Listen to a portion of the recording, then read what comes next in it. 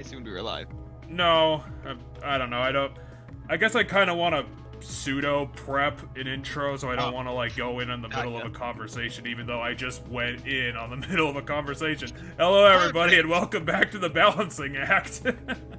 Alright, well, back to the conversation at hand, because you told me to save my question. Yeah, our first question, fuck-a-doo, let's get into it. Was, we were talking about how all this got started. So we started, in 2020, like winter, or so very early on in 2020. Yeah, I think it was December, November-ish. Yeah, Jeff approached me about wanting to test Parasite, and we were just gonna play some emulator games and stuff, like Mario Party and stuff. Which we did, because that's when I learned that you really, really hated Mario Baseball. Yeah. Which was hilarious. Because I'm a huge fan of Mario Baseball. I don't know, I can't figure out how to play that game to save my life. But anyway, so we tested a few games on Parsec, and we just kind of met up like once a week to play on Parsec together, and eventually Jeff was like, hey, let's, we got a pretty consistent schedule going, let's start a stream. So we did. First game we played was Metal Gear Acid, and it was a great time. I called like all the twists and turns, but You called the most important one at least. I called a bunch of the twists and turns, if I recall correctly. But now I just gotta figure out where to go. Now, this year we got an official name to our duo. Yeah, because to be honest, it hasn't been all that successful as a venture, but that never mattered. I was gonna say that we basically just did this because I thought it was an interesting lark, because I'm just using this as an engine to play games that I never would give the time of day to in any other context. Which is why... And I do it because it's fun. And it's also fun. I mean, I like discussing the games, I like trying to find interesting things and some middle grounds. And this gun store. Very classic American gun store. Someone broke into it. We were talking about some of the games we did over the years now, and I posed the question to Jeff. I said, which game out of all the ones we streamed is like the most memorable or the most fun? Like, which was the greatest, adventure, if you will, or the greatest time I had during these streams? And what is your answer, Jeff, out of curiosity? And as you can imagine, because I stalked this mostly with because obviously, as I discussed multiple times way in the past, I never wanted to do like my most favorite game because I feel like it doesn't fit that format. I always wanted to do like the most interesting thing that I could think of. So it's hard to answer the question, because to be honest, I don't think Metal Gear Acid would be my answer. Sure. Surprisingly, because it's like I've talked about Metal Gear Acid probably over doing the channel probably at least 20 to 40 times. Like, it's usually a fixture in the back of my mind just because it's one of the most unique games I've ever played, and it's a large reason why I keep telling people that I want to do the franchise format, because I want to see the weird shit that series do over time. Because like, if you look at Metal Gear Solid, it's like, why the fuck did they make Metal Gear Acid? And also, why did they make a second Metal Gear Acid? I don't know how I'm supposed to leave. They wanted a spin-off tactical game, is my guess. Yeah, it's a spin-off. It's a fucking collectible card game that's also a tactics game on the PSP, and with one of the most interesting stories I've ever read for a game. And it was like, it's one of those things where you look at it, it's like, well, where the fuck did this come from? And it's that nuts. On top of it also being nuts. Yeah, someone just had a crazy idea and they went with it. But yeah, so which one though? Which game that we... So if it's not Metal Gear Acid, which game did we stream? I think one of my two answers would probably be... I guess the two answers I would best think of would either be Metal Slug Glory or Return of the Obra Dinn. Cause My answer, and thank you for reminding me the name of it, because I didn't actually wasn't gonna be able to say the name of it. I'm pretty sure it's Metal Slayer Glory. That whatever one was that really bad like NES game that like almost shut down HAL Studios. yeah, Metal Slayer Glory was a very interesting one-shot because I had to that was one of the ones I actually had to. I don't know if I downloaded it pre-translator. I had to ROM hack it in. But on top of that, I also had to get a different NES emulator because what I originally, like 5 minutes in when I started, one of the interesting things the game did was because it was running on such an old console, they did sound effect timing to match like actual speech, which I thought would have been an interesting feature to show in an LP. But the problem with that was that the text ended up being so slow that we ended up skipping over that feature entirely anyway. Gotcha. So yeah, all I remember is that game was horrendously bad and it was amazing. Oh, it was complete trash. It was good. Oh my god. So much fun because of how bad it was. I don't know. I'm like kind of watching the game over my shoulder a little bit right now. Well, I'm a little distracted. So the problem is that I am lost and I'm not sure where we're supposed to go. Yeah, I don't remember exactly, because I remember the town just got destroyed. We went to the zoo, so we probably don't have to go back there. And I think we're on the right track though, because we're getting a new cutscene. Yeah. But yeah, I've always been internally like interested in putting Cobra Space Adventure on the list, but as I've said previously, that game was a very big game for Retsupre, and obviously I'm still a big fan of what they did back before the channel fell apart. And I don't know if we could do it better, but there's always been a feeling in my mind, since you don't know anything about Retsupre, so you wouldn't have seen it, and I think it would be interesting to show it to you at least. Because it's another, well, basically the reason why I want to do it is that it's the same Japanese adventure game setup like Metal Slayer Glory, because there's actually not a lot of games that follow that model that I've noticed in the times I tried to research that genre. I just can't find them. So like Cobra is really one of the only examples, and it's such a fucking wacky, weird story that I think it'd be fun for a 2-shot, because I think it's about 8 hours long. Sure. You know what other game was really good that I had a blast with? Which one? The Mega Man game we played like right before this game. Oh yeah, Mega Man Sprite game. That was another absolute funny disaster of a game, and I do not know if that game was intentionally made bad or like accidentally made bad. I personally like to choose that it was accidentally made bad, because it's just kind of like, I don't know, there's a certain bit of more fun to it when there's someone tried to make this seriously and it just didn't work for them. Well, I choose to believe that was purposefully done that way for the lols, because it was I think it was clearly made to be a comedy. No, I definitely think it was meant to be a comedy. I just think the reasons why it's funny aren't the reasons why the creator thought it was going to be funny, if that makes sense. It's definitely one of those projects that I believe was made by somebody who, if you ever heard the saying before, you have to learn the rules before you start breaking them. Right. It's like, I believe it's one of those guys who, like, they had a very deep knowledge of Mega Man and slightly just retro gaming in general, and they just started using that to make like funny references. And then of course, the references, the British references on top of that. Because one of the highlighted jokes is when they go to the moon and they say it's worse than Scotland. I don't know, that could just be some British person talking about how much they hate Scotland. Yeah, I believe it was made by a British person. Yeah. I don't know.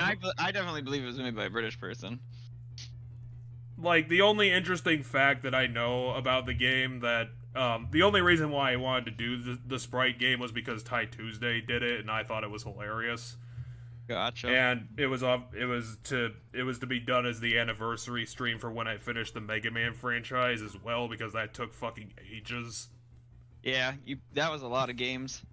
It was a lot of games. The only interesting fact that they brought up was apparently the creator of Undertale was aware of the person who made the Mega Man Sprite game. Oh, Toby. So What's his last name? So apparently the creators did know each other to some extent, which was like the only interesting thing I could think about the development of that game, because clearly that was a guy who was probably like a big forum pillar at some point, because he had probably a lot of people like help him out, because his special thanks for the game was like ridiculously long, especially for all the music people he had to get on it, because he remixed a lot of old MIDI tracks for retro games as his OST, so that probably took a lot of painful work for the people he probably got to do it for free, because I'd imagine that's probably an old forum project. It could be, yeah. Now they're just explaining us to... Toby Fox. Okay, it was Toby Fox. For some reason, my brain was saying Fox didn't sound right, but no, it is Toby Fox, the person who created Undertale. So now they're just like in the game. They've just been saying over and over and over again, mitochondria are the powerhouse of the cell in different ways. Yeah, that's right. I forgot. The enemy of this game is mitochondria. Manifested into some sort of human being who was like an opera singer who was insane. Essentially, yeah, mitochondria. There's some weird crap going on with mitochondria. And apparently mitochondria is going to be the vehicle for the next step of human revolution or some bullshit. Yeah, it was getting pretty wacky. It was, like, it would have been funny if the guy wasn't taking it seriously. Right. Because the problem is, like, it sounds funny when you say it, but they're taking it, like, dead serious in context. Right. And I think that, Aya, our protagonist, and the villain is actually named Eve, know each other to some degree. Or she knows us and we don't know why we might know her. Also, we have special abilities too. Yeah. There's this little girl we keep seeing, and I think you and I talked about how we think that little girl is us. Us, like, possibly Eve, because either the doctor gets some sick pleasure out of taking us out of one bed and putting us next to the other bed for no reason, or we're like twin sisters. That could be, yeah. It could be that we're twins. I think we might have talked about that last time too. That sounds familiar. Also, we have our classic Lethal Weapon style sassy black friend. Yeah, partner. The one cop buddy, our detective partner, Mr. Mustard Suit, who's got his ex-wife and his kid. His kid who almost got eaten by pudding or something at the park. Oh, look, it turns out that Aya is also the villain. Who? The doctor? Who's Aya? I think Aya is the protagonist. Because I'm pretty sure that was her name in the subtitles.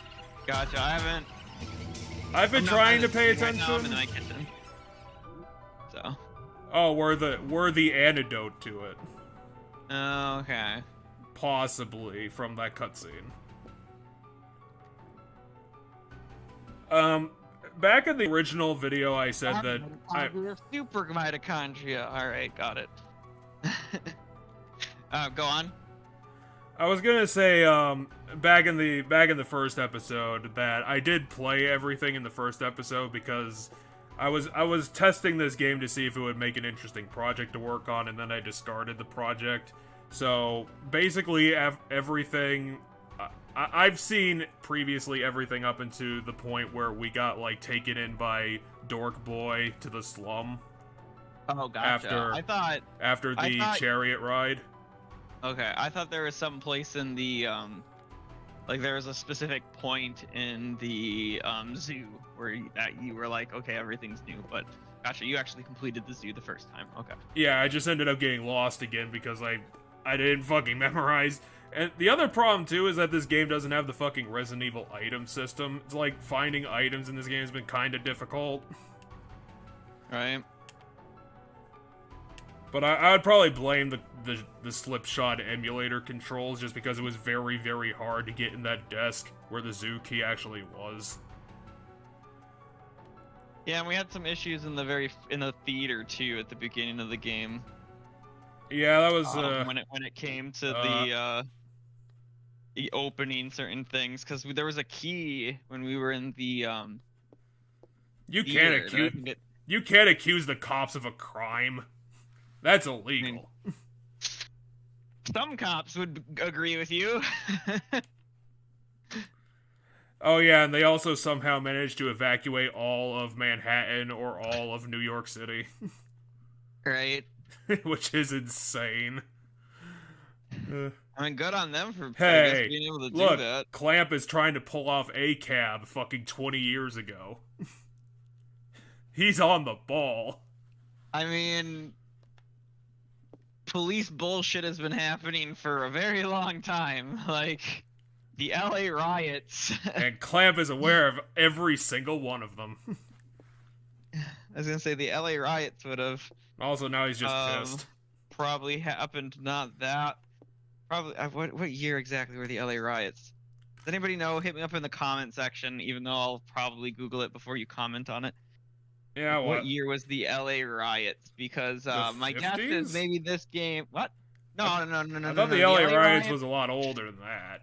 No. The LA riots happened when they happened, I think, in the 90s. Hold on, give me a second. Congratulations, Maida. You've managed to find a monster. They're going to explode and blow up this whole office. 1992. Really? The LA riots, because of the death of Rodney King, was in 92. So you're thinking more of stuff that was with the civil rights movement. That's Martin Luther King and the Black Panthers and all that stuff. That's kind of the 50s, 60s. Clamp, you've kidnapped my family. How? But yeah, no. So when this game came out. Oh, now police brutality is just literally happening. It's an abandoned city at this point. There's no law and order. I could punch anybody. I'm the black cop. Haven't you seen movies? So they kidnapped his daughter? Is that what they did? He apparently has their DNA on file for some reason. Oh, so he can do something to it or something. Got it. So I was like, he's all right. Now we're in Taken. He's gonna go Liam Neeson on that doctor. Yeah, Clamp, why are you still in the city? This kind of doesn't. Okay, so our name is Aya Brea. I don't necessarily know if everybody was able to get out. I just assume most people were able to get out. There was a lot of traffic jams. I mean, it would make sense. And now Clamp is becoming an apocalyptic man. He's gonna start pulling out a shotgun soon. Oh god, where are we supposed to go now? The precinct?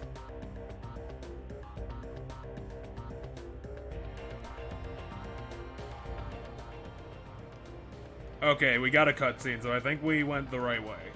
Where did you go? The precinct? Yeah. Okay. Because I'm still in my kitchen right now, because as I said, I was gonna cook a little bit during this.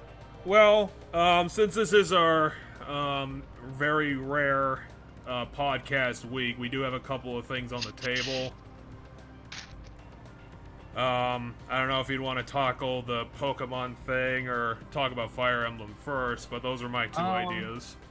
Well, we'll hit the Pokemon thing first, I guess. So yeah, there was a memory leak, I believe is what it was. Yeah, it released to a few problems. Yeah, so there's a lot of mechanical issues with the game. it's kind of a very, I mean, with all Pokemon games lately, it's kind of a very tumultuous, like this, like it's very heated discussions on the internet because some people, you know, they're like, because it's gonna get patched and it's gonna get fixed, so they're like, well, I'm having fun with the game, so like, calm, like, you know, people are having fun with the game, let people have fun, and it's like, yeah, it's true. If you're having fun with the game, please enjoy the game. Well, now we've apparently stepped into eventually, Resident Evil also- 2. But also, you know, there's Zombies tore up the precinct. there's issues with releasing that game. The primary issue is that the Pokemon Company and Nintendo do not throw a lot of money and or manpower at the Pokemon games. Game Freak is actually still a rather small company, all things considered, especially for a AAA studio, and they're still working with essentially the same number of people and essentially the same amount of resources that they did when they were working on handhelds, but now they're building something for a console. Yeah, that's what I wanted to get around to, is just kind of the general stuff that we'd already talked about. We got a good luck. We apparently got a Japanese good luck charm. Nice. Basically, because like my original take on this that we discussed was I thought that maybe the Pokemon Company was running into the FIFA problem, where like Pokemon is a very particular series case because it's not just a game franchise. It's got a lot of bills it has to pay on every generation for the TV show and the merchandise. They can't just stop development, so it has to be on a particular schedule. Yeah. Okay, what's my attack button? Collectible trading cards need to be released. You know, shirts, toys released, games released. So movies, anime. It's gonna come out no matter what, and like everyone just has to deal with that. No matter what the state of the game's ending up being, it's gonna get out. And I thought that was what it was gonna be, but then you were starting to talk about they don't have the staff to really cover it anymore, and they can't make it for the 3DS anymore because like Nintendo's kind of gotten away from that market. Yeah, so they're still working with, you know, Game Freak hasn't really grown in size, like the number of employees or anything, in a very long time. So they still very much have a small team that is used to and has a lot of expertise working on handhelds, building for a console now. And they kind of need to put more resources into that, because, like, sure,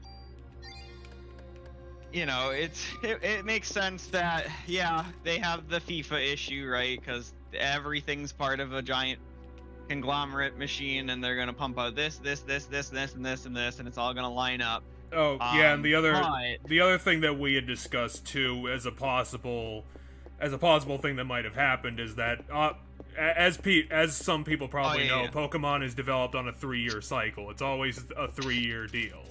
And what ended up happening 3 years before this was the COVID times, and that might have thrown a wrench into things because obviously you can't develop how you should when, like, optimally under those conditions. So there's a possibility this whole thing might have ended up being a fluke on top of everything else.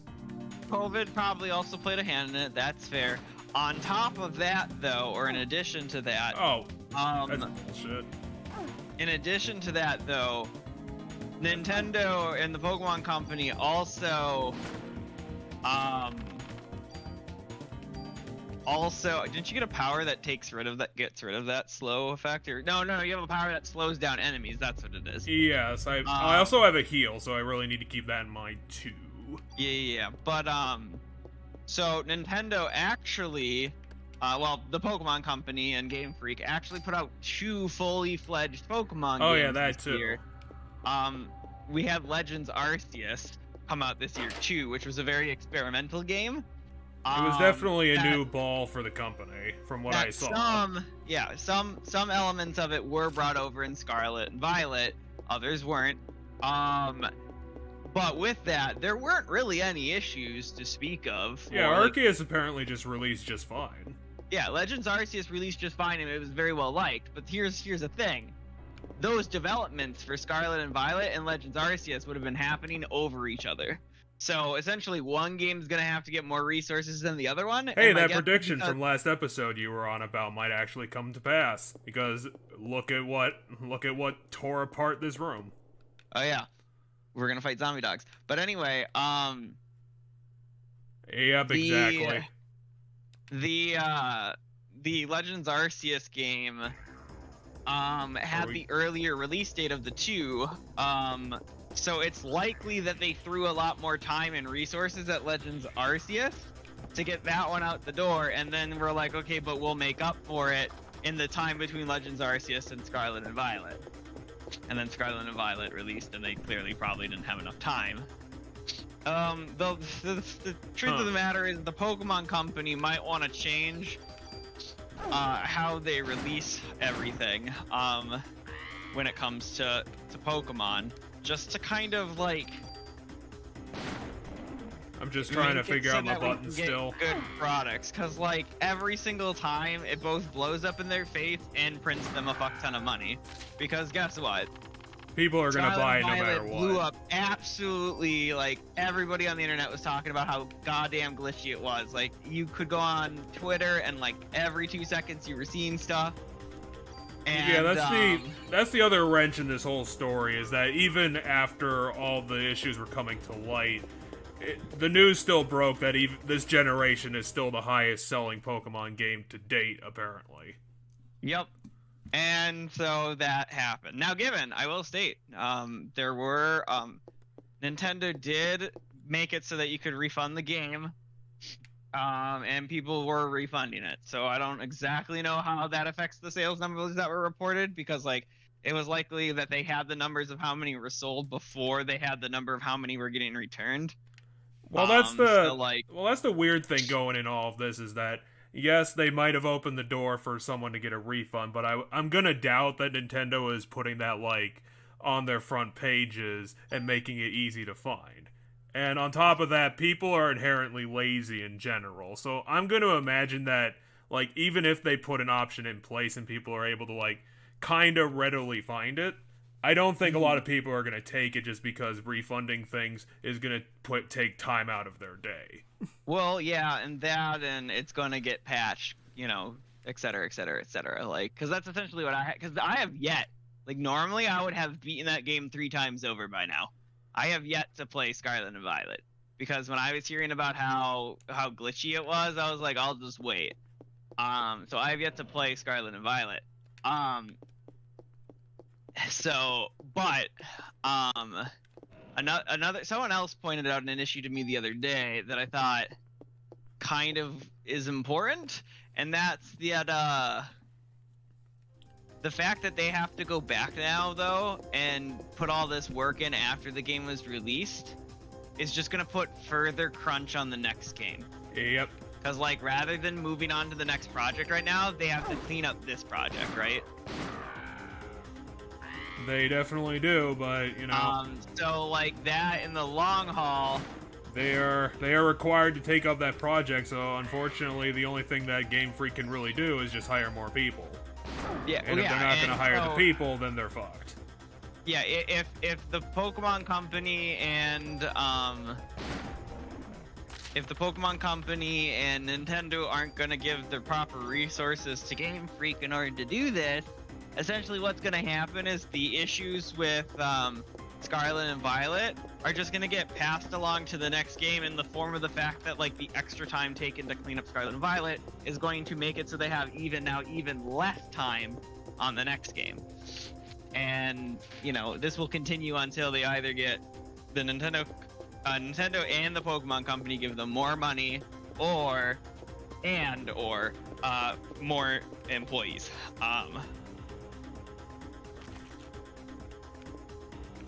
I found the upstairs at least. So hopefully one day, you know, we'll have a Pokemon game without a mainstream, like, big title, you know, the main series game that gets released that won't have the huge, you know, internet uproar of everybody arguing and getting mad. Hopefully one day we'll get that, but it wasn't Scarlet and Violet.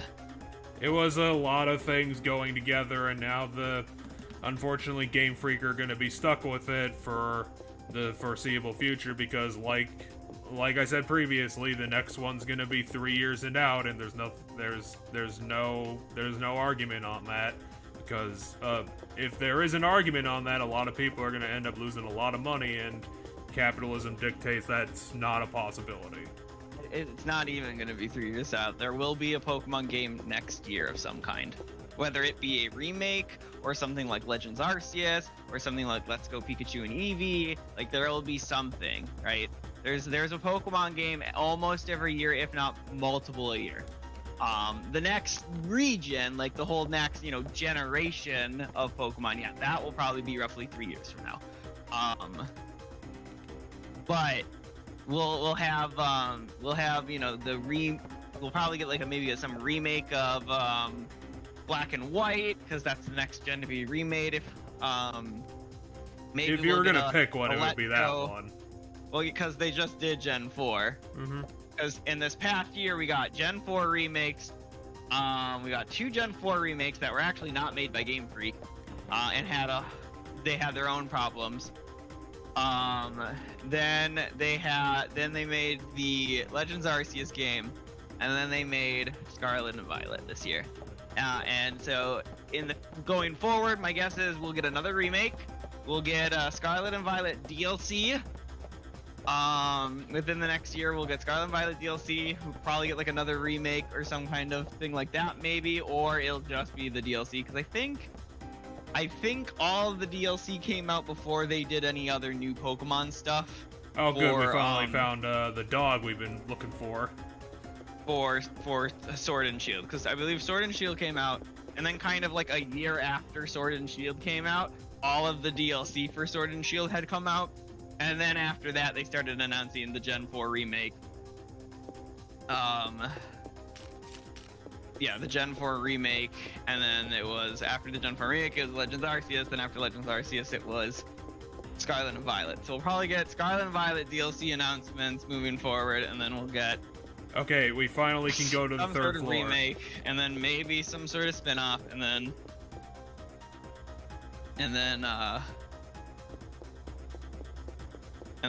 Generation 10. There we go, Zombie Dog. Yeah, and apparently, Ben is with the dog? Like, our partner's kid? Oh, maybe that's not a zombie dog. Maybe that's a dog that's protecting him. Well, now Ben's fucked, so... Ben! Well, he's got to run. Two zombie rats come up to you and you don't even notice? Anyway, you can describe the end of the Pokemon story. I'm gonna Google the save state button for this emulator. Yeah, that's basically the end of it now. I think I said everything. That's everything about, like, the difficulty and the troubles that are, are with Pokemon games right now. My screen protector's cracked. No, I'm sorry. But yeah, that's essentially it right now for the drama involving Pokemon. There's some pretty cool new Pokemon. There's that one with the really long name, like Terrascallion or whatever the fuck. I mean, I don't necessarily know off the top of my head which one you're thinking of. I haven't. So the problem is I haven't played all the games. I haven't played Scarlet and Violet yet, because as I said, I've been waiting for them to get fixed. So what I've been doing is I've just been watching like people play competitive stuff on like online and stuff. And so like I'm getting to know a lot of the new Pokemon, but I'm getting to know a lot of the ones that are being used in competitive right now. I forgot to fucking write in Duck Station. So that would probably help. Which Pokemon you're talking about with okay, I think I got it. Okay, I found it. There's one thing they did that I'm curious to hear your thoughts on. I think this might have been another development issue. Like, I don't know. Like, this one could have. Whoa, holy shit. So you had to have seen that. You had to have. I wasn't in the room. I'm in the kitchen still. Oh god, you need to come back and see that, because that was a cool animation. Okay, I'm here. Okay, I'm glad I save stated, because I didn't expect this.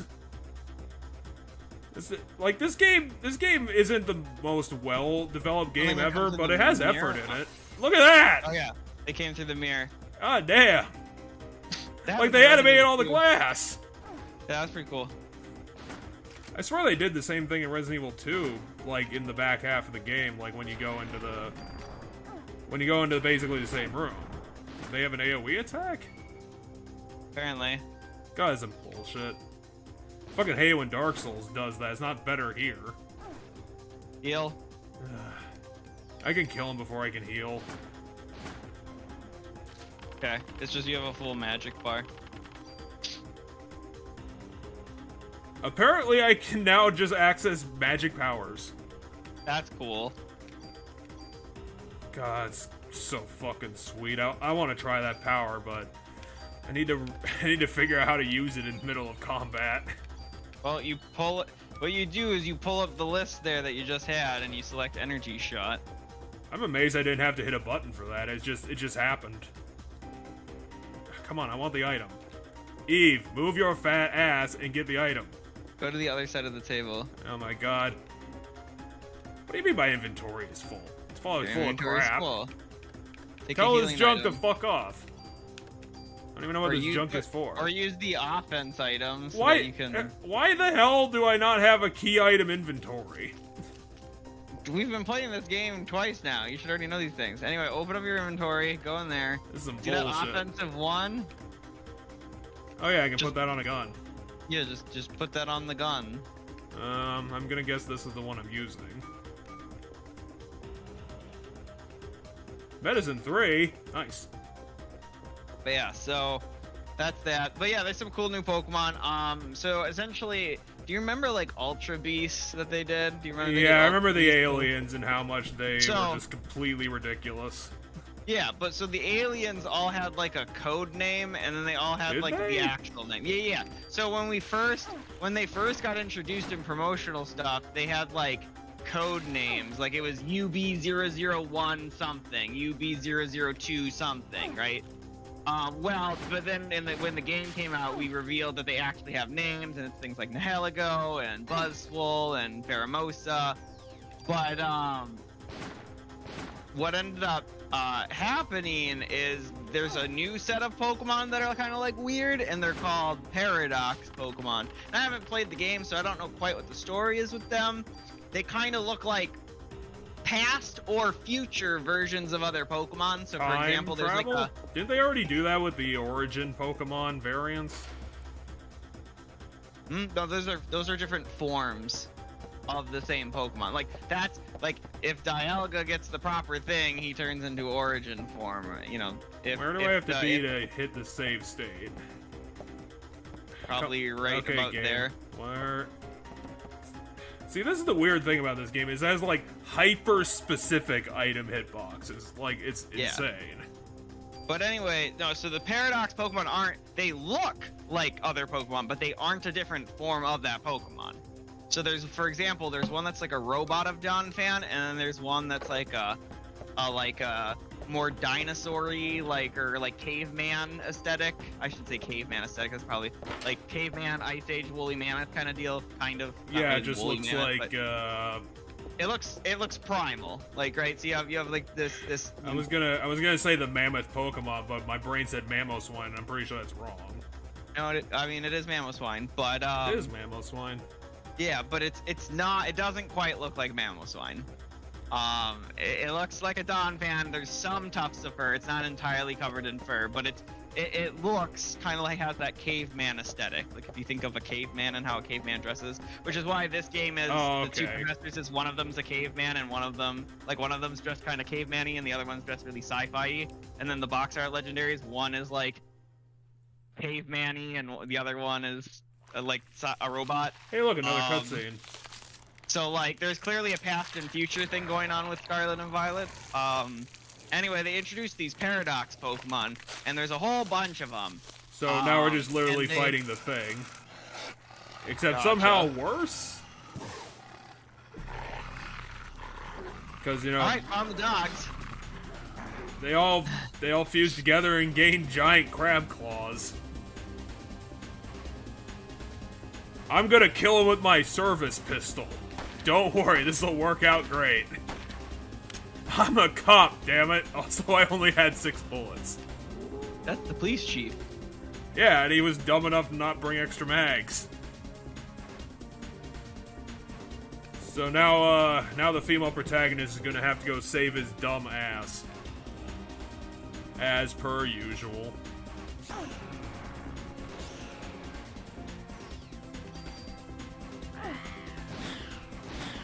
At least those rats are easy to kill. Fuck off, bird. Okay, now how do I pull up the power menu? I think you just, Oh, it is triangle. Then you go power, and then you pick the power. I do have detox. I can use P to make a shield, scan. Slows enemy AT recharge, which is how this game works. Yeah, that's when they get to move. So you essentially make it so that it takes longer between their ability to attack. I would kind of like this feature if, like, every battlefield wasn't the tiniest place ever. Also, if my controls worked. Out of curiosity, next time we get into a fight with something where there's a bird, look if you can, just hit all if you want to take all of it. Well, I don't want to take all of it. I think I only got, like, 1 slot to work with. You? Yeah, fuck it. I'll just hit the all button. Oh yeah, you do. Well, you can swap stuff out on that screen too. You know, you can like take items out of your inventory and put it in the other one. But anyway, there's new Paradox Pokemon, and they're named things like Great Space Tusk and Iron Tread. Like they're just 2 words. Really? Yeah, and they don't have an actual name. Because, yeah, I was gonna say, because the Ultra Beast had that too, where it was like UB001 and then some random weird, like, actual word. But then when you caught them, or like once you found them in the game, you found out their actual name. So there was like a Ultra Beast designation, like, name that they were given by scientists. And then they also have an actual name, but the Paradox Pokemon in Scarlet and Violet don't. They literally only have the one name, and it's the Iron Tread, Fluttermane. That sucks. Pouring Moon. Like they're all just like 2 named things. Yeah, and I find it kind of disappointing. I wonder personally if it was supposed to be like the Ultra Beast, where they have both a designation kind of name and a. It kind of sounds like it. In a actual Pokemon name, but like maybe they ran out of time or ran out of resources again. Seems like an odd thing to run out of resources on. Well, I mean, you have your creative team, you know, building stuff, but then you're like, all right, but we need to move on to other things. And there's plenty of evidence of, like, in my mind, there's plenty of evidence in that game of, oh, well, we need to move these people on to do something else. Yeah, you said the cosmetics were a pretty clear example. What the fuck is that? Yeah, because there's a bunch of socks, shoes, hats, but now only he's just beating up 4 corpses. shirts or pants. Okay, so yeah, tiny room again. 95. Okay. Fuck you. If there's a bird in that room, instead of going attack and then attack, like just hitting all the bullets on the bird, see if you can switch targets between bullets, because it only takes 1 bullet to kill a bird. Should I just throw healing at myself? I should probably take some medicine, because this guy's gonna take a lot to take down. I don't want to accidentally just get murdered by his AoE bullshit. Because I don't really know how to dodge it. Is it the lizard thing again? The lizard guy? That does the AoE attack? Yeah, there's only one guy here. Oh, he's also dead. Well, no, I'm in my kitchen, so I can't see. I got a gun, though. Nice. It's pretty nice. I'd say it was kind of worth it. Get just like a whole new gun out of the deal. Okay, so this locker key has to be for, like, downstairs, because there's no lockers in here. There's this box, though. It's gonna be wherever the lockers are. Yes. Okay, so what can I put in the box? This G19? Anything you're not using, probably. I can put that's... I'm probably gonna need this stupid good luck charm. Is probably the...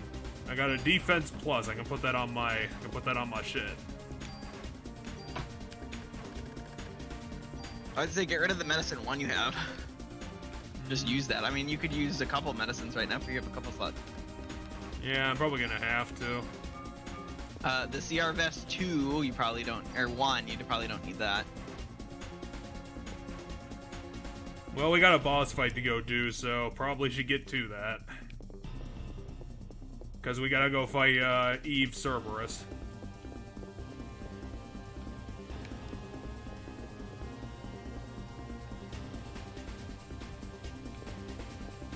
Well, how's Fire Emblem going? I kind of wanted to discuss something short before we start on that because, just weirdly today, I found I actually been binging, like, a new YouTuber that, the reason why I wanted to bring it up is because that's insanely rare for me to actually find, like, a new YouTuber that I'm like, yeah, I actually like everything this guy does. I found him because he ended up being on my recommendeds because I occasionally watch, like, political news on YouTube. You know, those channels? Yeah. They do the political news shows. And he just got lumped in with one of them. The interesting thing about him is that I would describe him as a common sense centrist, which I know to some people, like, instantly makes you roll your eyes, and it's like, it's the dumbest shit you'd ever heard before, like, fucking centrism. But yeah, a little bit. But, like, it's weird because it actually kind of is, surprisingly. And like, it's weird because it's not the bullshit form of common sense. Like, he actually has good points. He's not the usual centrist where it'll lean right. He actually kind of leans left. But he's also one of those. By the fact of being centrist, you just innately let the right get away with stuff. Yeah, like the usual form of centrism. It's like, well, let's try to meet in the middle. It's like, okay, but one side's literally trying to say these people shouldn't be allowed to exist, and the other side's saying let's treat them like humans. There is no middle between those.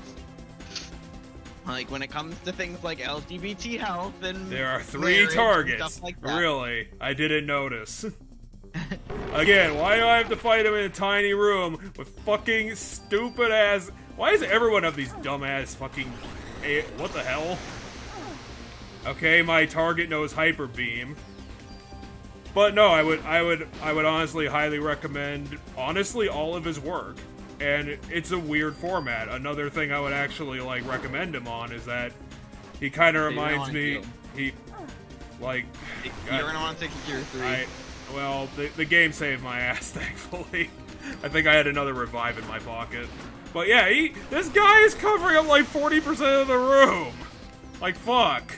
There's not much I can do here. You have to choose how you walk and when you fire your gun very carefully, then. Oh, are you kidding? Fuck you, guy. You're not allowed a boss heal. That's illegal. I mean, remember, you can literally use one of your turns to enhance your bullets or whatever. I think that's like a buff instead of just one attack. Well, yeah, because you can go to your powers, grab energy shot, channel energy into bullet. Okay, I guess I'll give it a work. I don't know what it does. What the fuck? 116 damage. Also, what?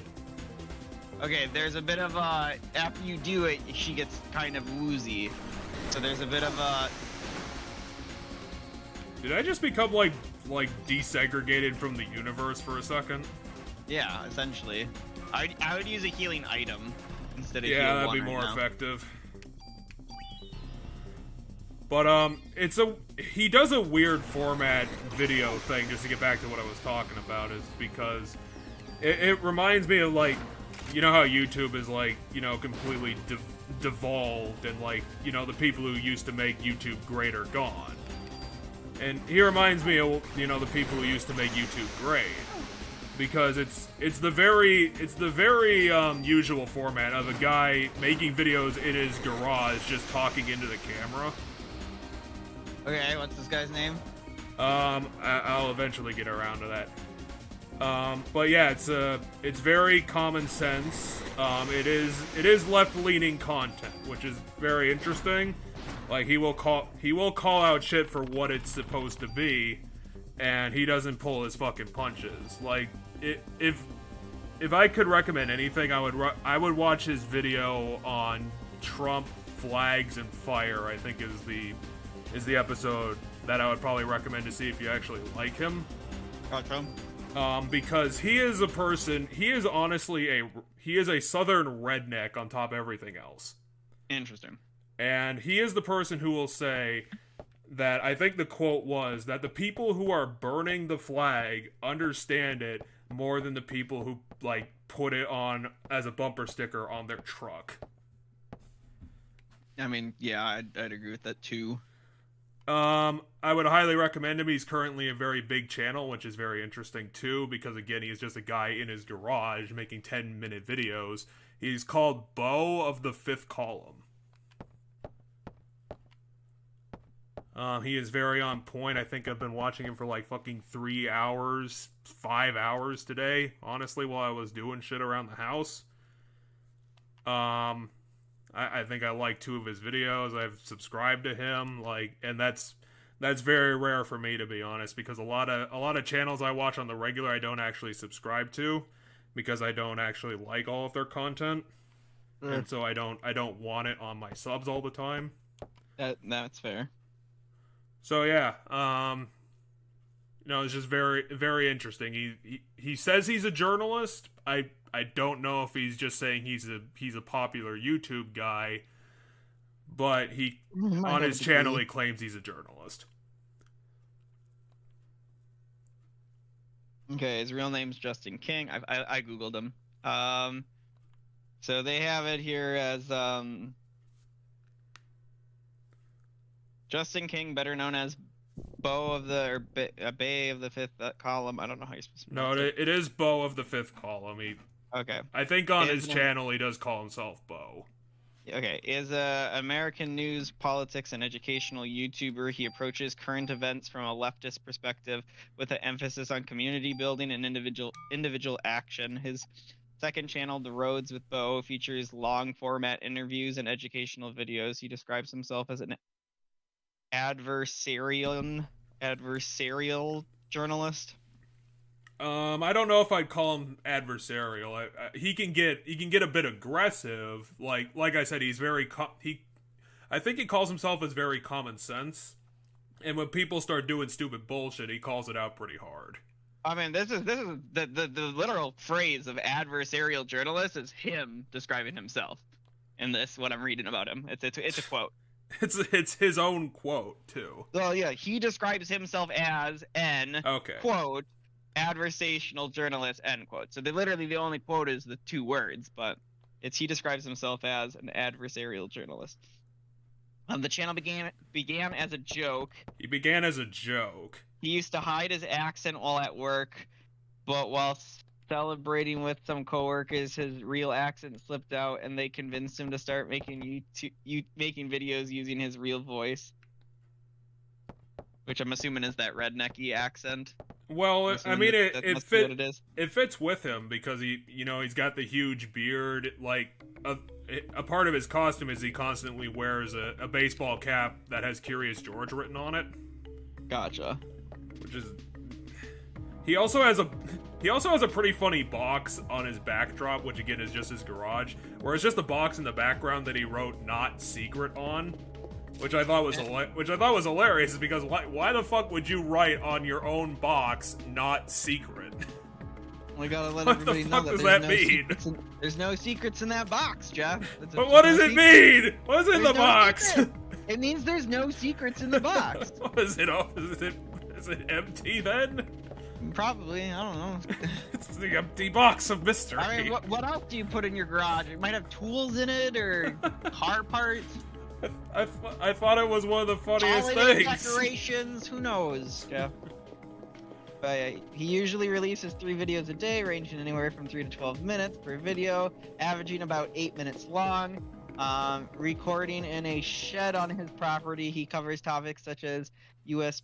politics, racism, climate change, equality, police use of force, authoritarianism, survival, community support, and foreign policy, each titled "Let's Talk About Blank."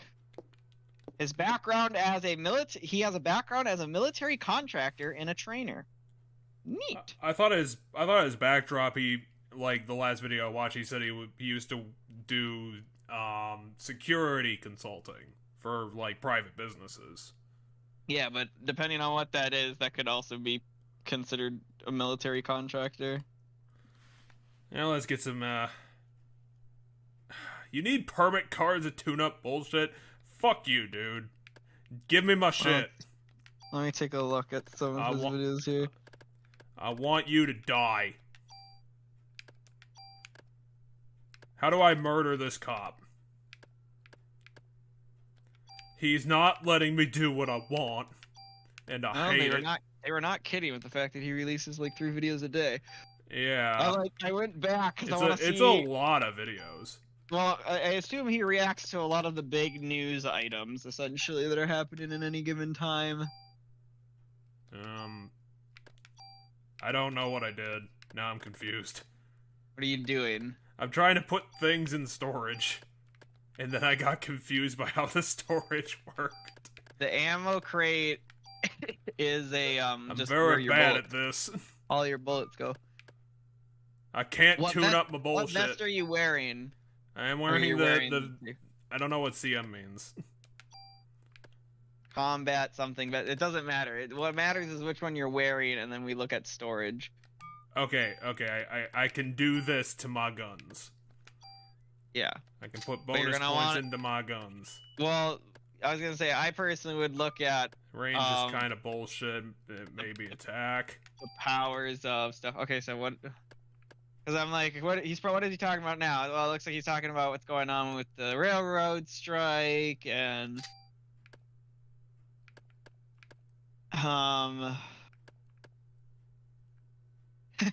Talk about Marjorie Taylor Greene in the marketplace videos. That sounds like it'd be. That was a good video. I did watch that one. I assume he just calls her an idiot and says she probably shouldn't be talking, because that's my opinion. But fine.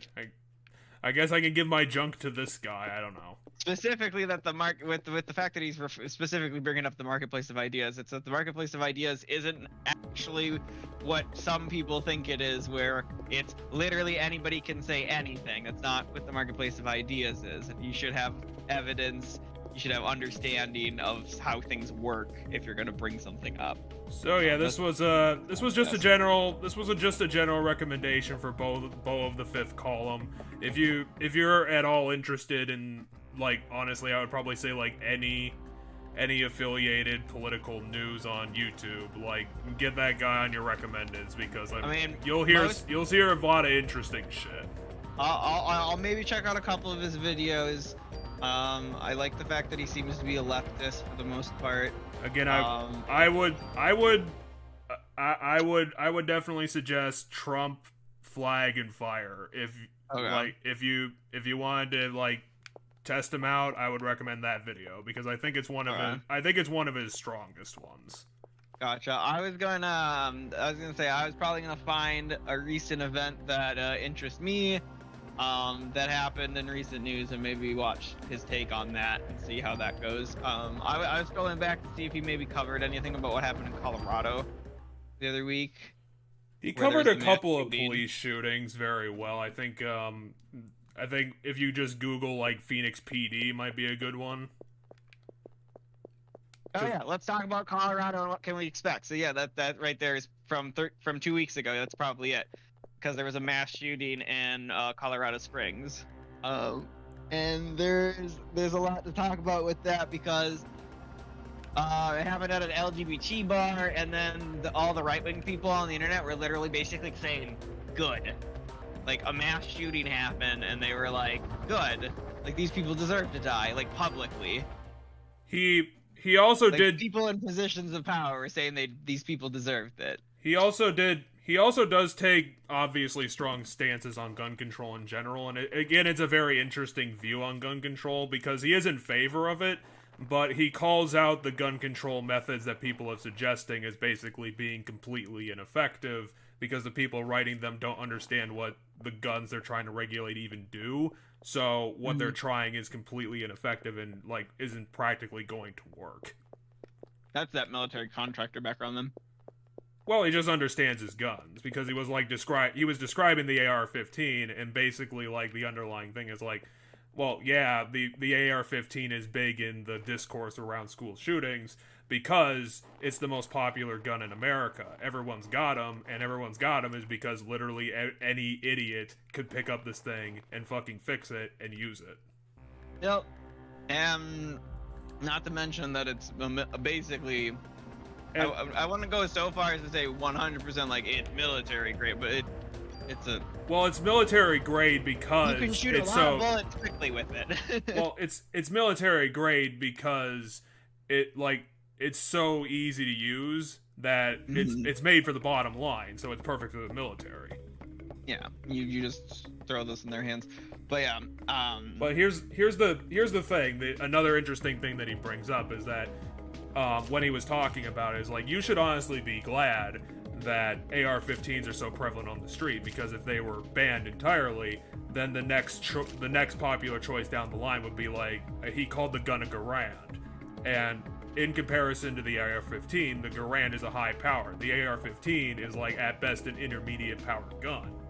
So, like, if you ban them entirely just because they're popular and all over the news, the next step down is going to make things a lot worse. Right, so we have to look at all of the guns, not just one particular gun, which I already agree with, and I don't exactly know what. I don't recognize the name of the other gun you talked about. I'm not a gun person, so. Well, to be honest, like in military shooters, like Garand comes up pretty consistently, so I know what the word Garand looks like at least. Is it like a rifle or is it? I would assume it's definitely a rifle. Okay. I should probably try and figure out where I need to go. Would it still qualify as a quote-unquote assault weapon? Oh, definitely. I would almost guarantee it.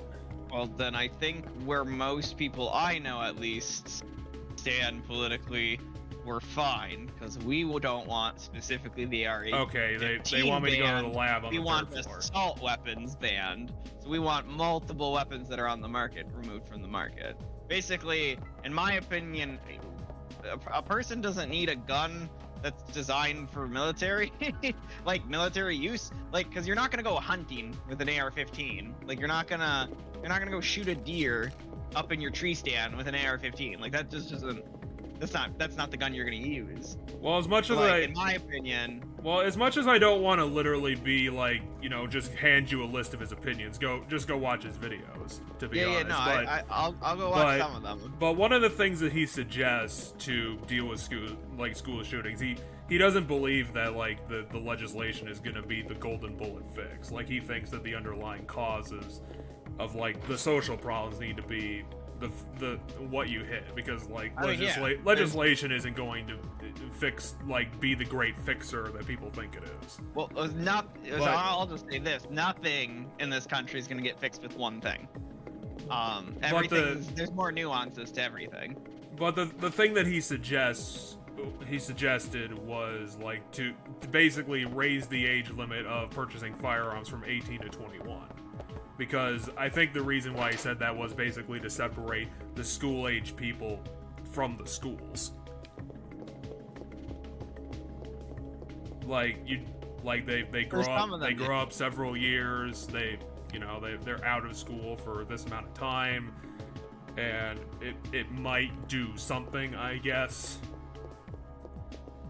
But they're the problem is they can always still take their parents' though. Gun. Because that depends. Because for some of the school shooters, like what happened in Texas earlier this year, yes, that kid, I believe he was 18 and he went and he bought an AR-15 himself. So yes, that would have prevented him from getting access to that gun, had he not been of the proper age. However, A lot of school shooters get the guns from their parents. Yes.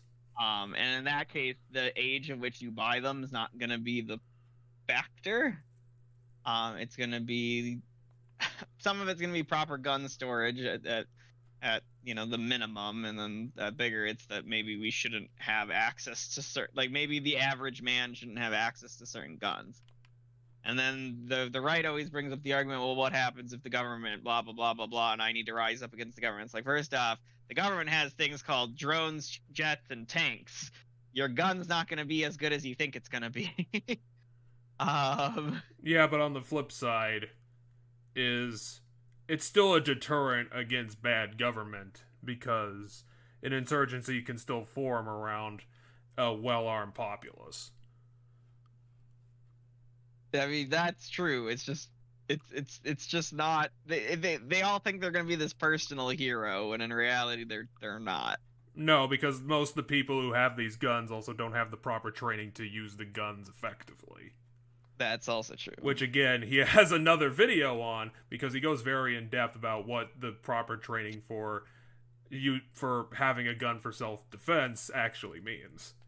And Yeah. it's a lot more in depth than people are gonna think. Which, yeah, in their minds it's point and shoot. But anyway, I don't want to end up going down this rabbit hole. Just Just everybody go check out the guy. He's been doing this like very solidly for probably at least the last 3 years. He'll have shit that he'll have good shit to listen to for hours. Yeah, I'll go maybe listen to a couple of his videos, see what I think. A lot of my political-ish YouTubers I listen to kind of do more of they do more video essays, so they don't do like quicker videos. Their videos are like over an hour long, things like that. Like, Well, you're sitting there for a while. that's the weird thing about it, is I thought the same thing too. I usually think that like 10-minute videos are kind of bullshit nowadays, but for a guy who works on that format, he fucking makes it work somehow. Like, he gets a lot done in a short period of time. That's good. But yeah, so that's essentially, I'm more used to that, because I actually also found a new YouTuber today who covers Sure. a lot of like, he does a lot of videos about media and like LGBT influences on media and things like that. So he talks a lot about the queer baiting and stuff like that, and media and stuff. That was pretty cool. He talked about the history with video games and like queer representation and like kind of just representation in general in video games. That was a cool video I watched. But yeah. So kind of like the forgotten representation in the past, like Parasite Eve. Yeah. Well, yeah. He'll do the history of where the representation was, and kind of like show where it's going, or where we hope it's going, and things like that. Because I know one of his videos on video games, he talked about that I actually thought was really good, because I agree with it. My roommate, on the other hand, who is gay, actually, last I remember talking to him about this particular thing, he actually has he likes the thing that this guy disagreed with. So essentially, what the video he talked about that I watched the other day was essentially like, in a lot of games where there's RPGs and stuff where there's romance options nowadays, it's quote unquote gay optional. So what that means is like everybody's basically an unspoken bisexual, and like if your character is male, they'll romance you. If their character is female, they'll romance you. But like you'll never know. Like you'll never know who's actually gay. Yeah, if you're only ever doing the straight relationships, if you're like, it'll never come up in the story that they like both men and women, and it'll never come up in the story that blah blah blah. It's just they'll always romance the protagonist, which I don't call it. He called it gay optional. I call it protagonist sexual, like where they're attracted to the protagonist. That makes a lot more sense. Because like. And yeah, I think that's dumb. Like, I like my games where there's like this it's guy. More meaningful you can than that. only romance this guy if you're a gay, like if your character is a gay guy, or this girl, you can only romance this girl if you're a gay girl, and then vice versa with straight girls, straight guys, right? Because then it like makes it's actual representation. Like, for example. It's an actual gay character that way. Yeah, it's an actual gay character. It's not only gay players will end up knowing this character is gay because they romance them, or like they're like kind of gay, or they're kind of like just a, as I say, protagonist sexual. And I think that's better. And I think it's better when they're specifically written, because why? And this is what the guy agreed with me in the video, or he said the same things I think in the video. The reason why, everybody has to see that now, right? Yes. Even if I'm playing the straight character, hey, look, it's that girl. I'm gonna go romance the straight girl. I'm gonna know that Dorian. What the fuck? You know, or whoever it is, like. Who was that? I'm gonna know that X person's gay, right? What the fuck like, was... you're not gonna be able to get around the fact that a certain character is gay. Oh, fuck off. And so this game has card keys. Screw yourself, game. Because the thing is certain games will be like applauded for having representation, but they don't, because it's like it's pseudo representation. It's pseudo representation because you, the player, can be gay, and anybody you want to romance will just kind of be gay with you. But to players who aren't gay, they'll never. I think the elevator collapsed on us. Well, we're gonna die. Oh no! No, we're in the most durable elevator ever built, apparently. That, or we didn't fall that far. Okay, so what's the prompt for getting out of the elevator? You hit the elevator button to open the door. Wait, seriously? That's how elevators work. Elevators are very interesting contraptions. Have you ever got stuck in an elevator? No. I have. Only for about 5 minutes, though. So oh, and also the power's out. But I don't know, this game's kind of getting interesting. I kind of, I got trapped in my building's elevator like a couple of months back for like 5 minutes. For like, all of a sudden the elevator just stopped, and I'm like, what? What's going on? This doesn't happen. Elevators work. And so I can personally say that emergency call button in the elevator, I pressed it. I have pressed that button. I know what happens when you press that button now. Is the answer nothing? No, the answer is it contacts probably a representative from the company that made the elevator. And then they kind of walk you through stuff. And if the problem can't be solved, then they're gonna, get the fire department on the line. Well, anyway, let's get back to your interesting gay boy story. Yeah. So this guy was talking about how what's the word I'm looking for? So what's important?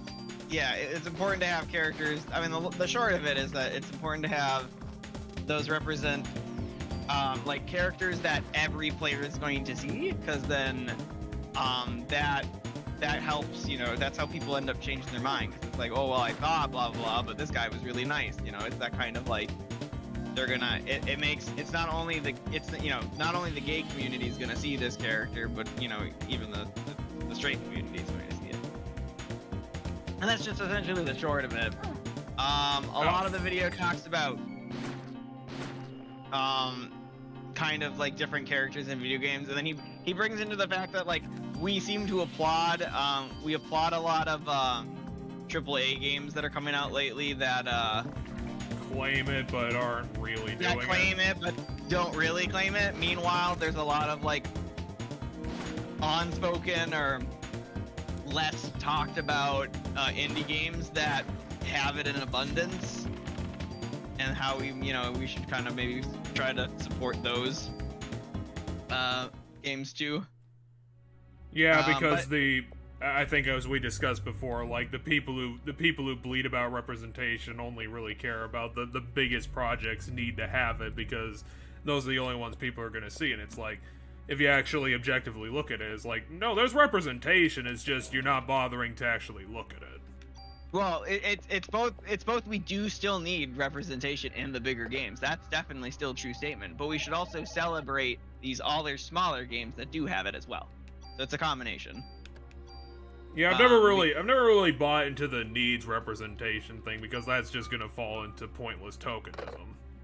I mean, if not done properly, but then I wouldn't call tokenism representation. Because it's different. It's different if it's you know, it's different if, because I wish I could remember some of the examples. So I know essentially the only big AAA game that he like brought up was why did they Last Dutch of Us. why did they Dutch angle this?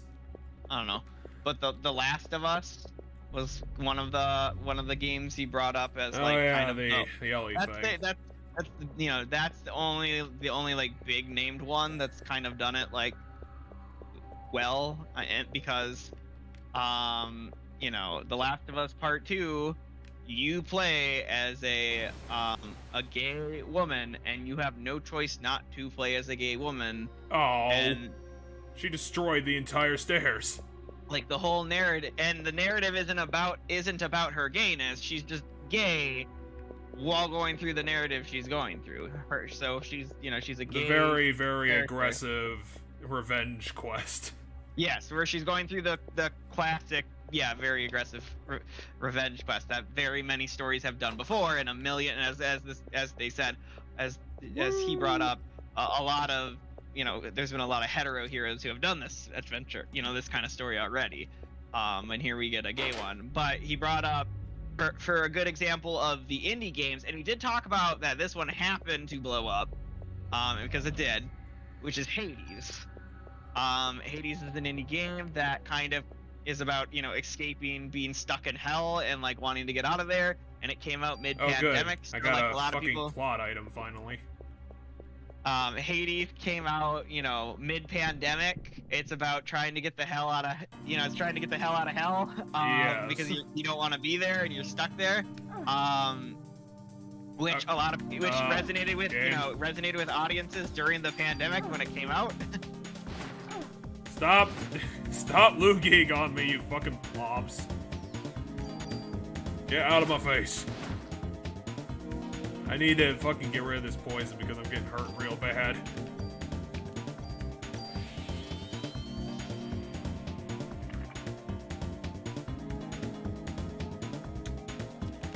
Yeah, that Last of Us 2, people definitely had a lot to say about that. Right, but the point is, his point is, yeah, a lot of the, you know, the true gamer, whatever the hell you want to call them, boys, like those really, you know. Well, I think there were legitimate complaints about that game too. I just can't remember a lot of them. The ones I know of that game weren't.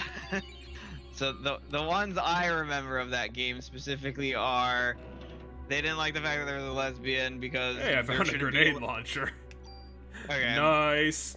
But one of the arguments I remember for Last of Us Part 2 is specifically the fact that a lot of people didn't like that there was lesbians in the game because in an apocalyptic scenario there What are you doing? shouldn't be lesbians because your focus should be on trying to save the human race. Oh yeah, It's we like, discussed that a long time being gay ago. works. That's not how being gay works. God, that was a conversation from like 6 months ago. Yeah, but so these are the big arguments I remember from. Well, that's a decent plot point if you want to be plot. the villain. I mean, if you want to be the villain, good for you. That's a good way to do it. Because like that makes no sense because that's not how gay people work. No, it doesn't make sense. And then the other one was specifically one of the girls in the game have quite a bit of muscle mass. Like they have a very they have quite a bit of muscle mass. Yeah, I know what you're talking about. And like apparently people were really mad about that because that's not realistic to an apocalypse. The apocalypse isn't realistic to the apocalypse. What are you talking about? Right, but that's what people's argument. Those are the arguments I remember. Is one, the muscle girl shouldn't be able to maintain that muscle mass because there should be food scarcity, and two, the player character shouldn't be gay because the human race needs to survive. And I think both of those are dumb because you know what else is not realistic in The Last of Us? Zombies. She can be muscular. Calm the fuck down. And then the other one is, that's not how gay people work. And then Oh, those are the two arguments I remember. I don't know what to do. Riven. Is that a fuse box?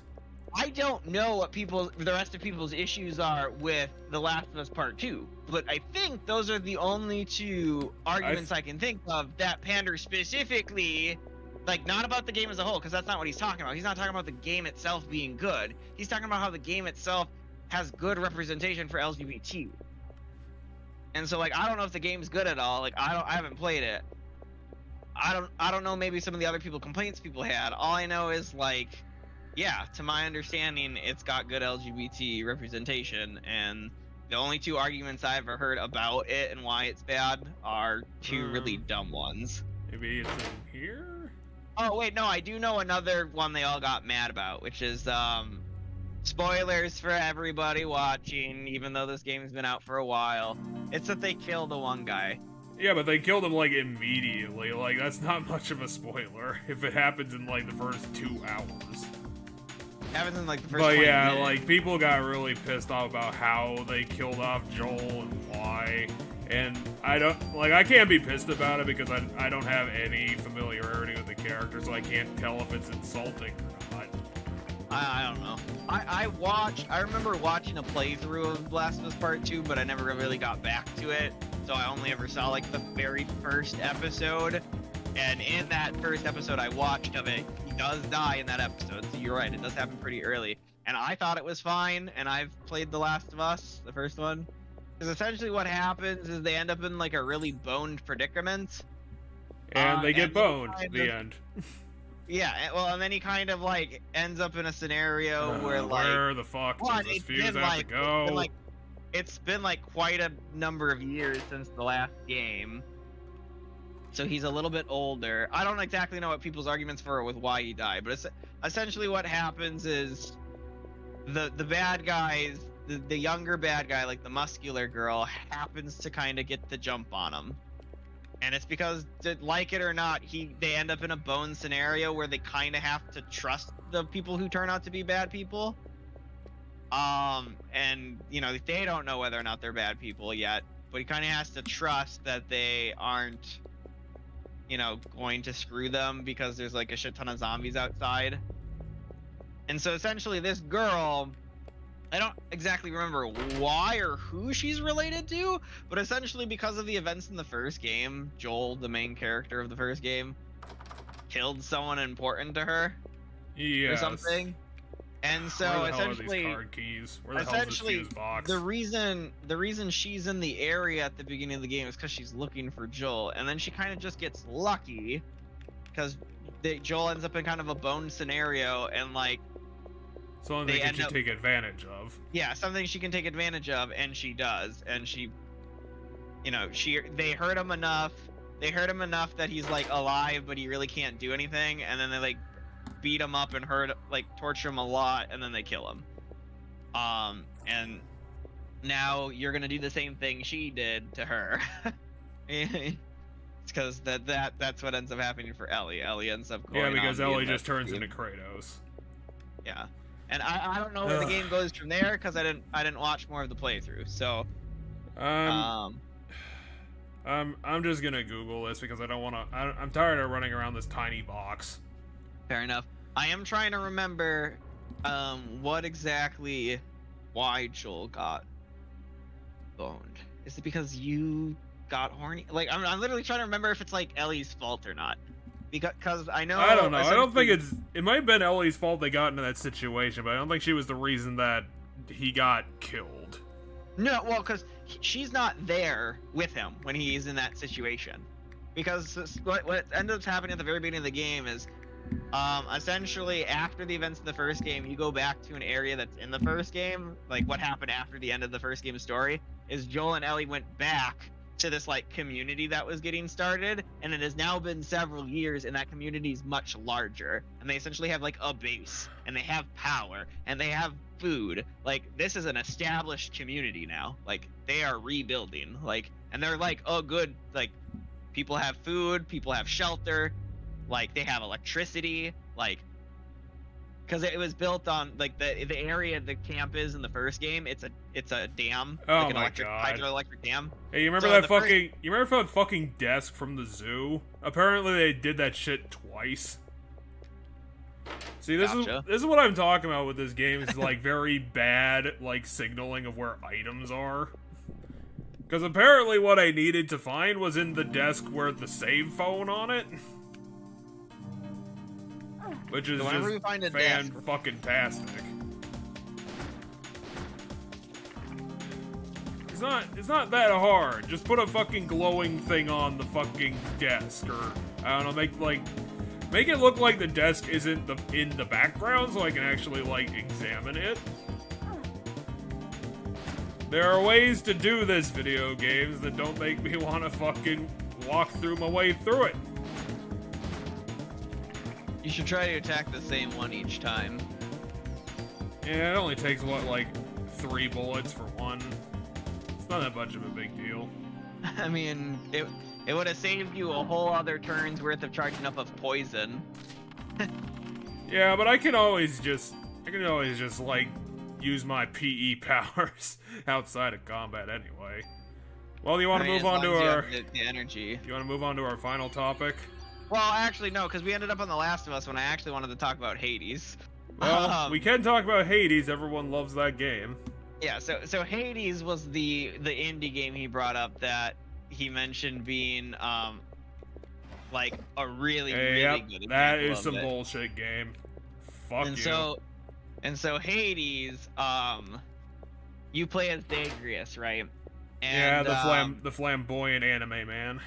Yeah, and there's a character who shows up who's Thanatos, and essentially like the first words of Thanatos, like Thanatos shows up like while you're in the dungeon that you always repeat.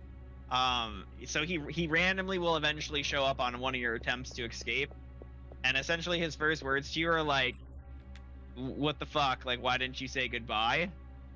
And it ends up being implied after, like, because you bump into him multiple times, because he's kind of just a character who has a random chance of showing up, and then eventually he's like back at base, and you can talk to him when you're back at base. But Yeah, essentially because it's like implied the that, gods just are like in your hub after you beat them or whatever. No. So the hub is the no, the gods aren't in your hub. Like the actual like gods, like the big named OG, like top of the line, like Zeus and them. No. You only get to talk to Zeus and them when you pick up the items that connect you to them, because they're up in Olympus. They're waiting for you to get there. They're like, "Hey, Zagreus, when are you gonna fucking get here?" And you're like, "Well, I have to escape hell, and Dad doesn't want me to escape hell." And that's basically the plot of the game. Is you're Hades' son, and you want to escape hell. I need that. And Hades Actually, does not want you to escape hell. how can I pull up my? Do I seriously have to waste my AT? Okay, now I'm kind of fucked. Should Yes, you have to. It's like Should I use my medicine? I think I should use my medicine over my poison now, because I'm almost. That's fine. I'm in a really bad spot. I'm taking a lot. Also, I don't have any more revives, so you know. But yeah, this is not helping. I'm getting copped in the ass all the time. I need to fucking get these guys like fit in the herd, because I got like no room to work. you want to make sure you don't stand in the green shit ever, because the green shit slows you down. But not only does it slow down your physical movement speed, it slows down how fast your AT bar. Yeah, I think it's doing that too. I've definitely noticed that. I love how the poison blob thing was the last thing I killed. Right. But whatever, I leveled up off it. But yeah, so Also, two medicine twos. I mean, I plan on Hades potentially one day being one of the games we play, but to put it simply, It would take a while. the hub. I mean, Hades doesn't take that long to beat, because essentially we're just doing runs over and over and over and over and over again until we win. If we want to get like the true ending, then it's gonna take a while, because the true ending requires, I think, you have to be like get the friend gauge up on like a bunch of different characters, and I don't know exactly if it's all of them or like some of them. I don't know, because I know that like once you escape hell, that's not the end of it. No, you have to go back to hell multiple times. Well, you essentially what ends up happening is you have to escape hell multiple times.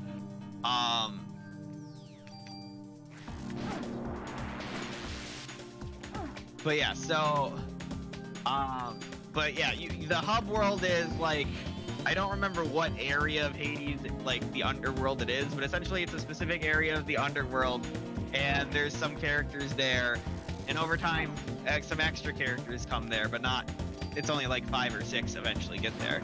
But yeah, one of the people who like trains you is Achilles, and then Achilles has in one of the layers when you're like exploring and trying to escape. So in one of the layers of the underworld that you end up bumping into Patroclus, which if you know your lore is Hades, or not Hades, is Achilles' boyfriend.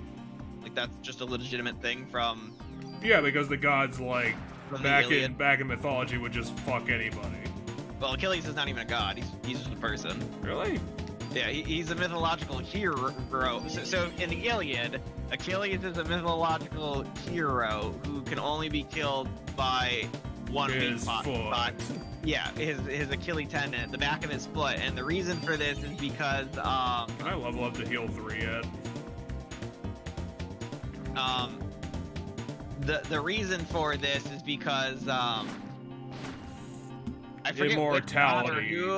No, he was baby. dipped. He was dipped in some water. He was put in the goo pile. Yeah, well, he was dipped into the water, but they held him by the back of his foot. So when they dipped him in, that area didn't get dipped in, right? So he can, but at this point he's already dead. So this is after the Trojan War, because he dies in the Trojan War, and that's what he's from. But in the Trojan War, he has another person that he's in a romantic connection with. That's another soldier named Patroclus. So Patroclus and Achilles are just gay what's in boyfriends. there? It's probably where you put the fuse. No? Well, it's definitely not a fuse box. Oh no, it's a first aid station. You're right. How could you? What did it look like to you? To me, it just looked like a box on the wall.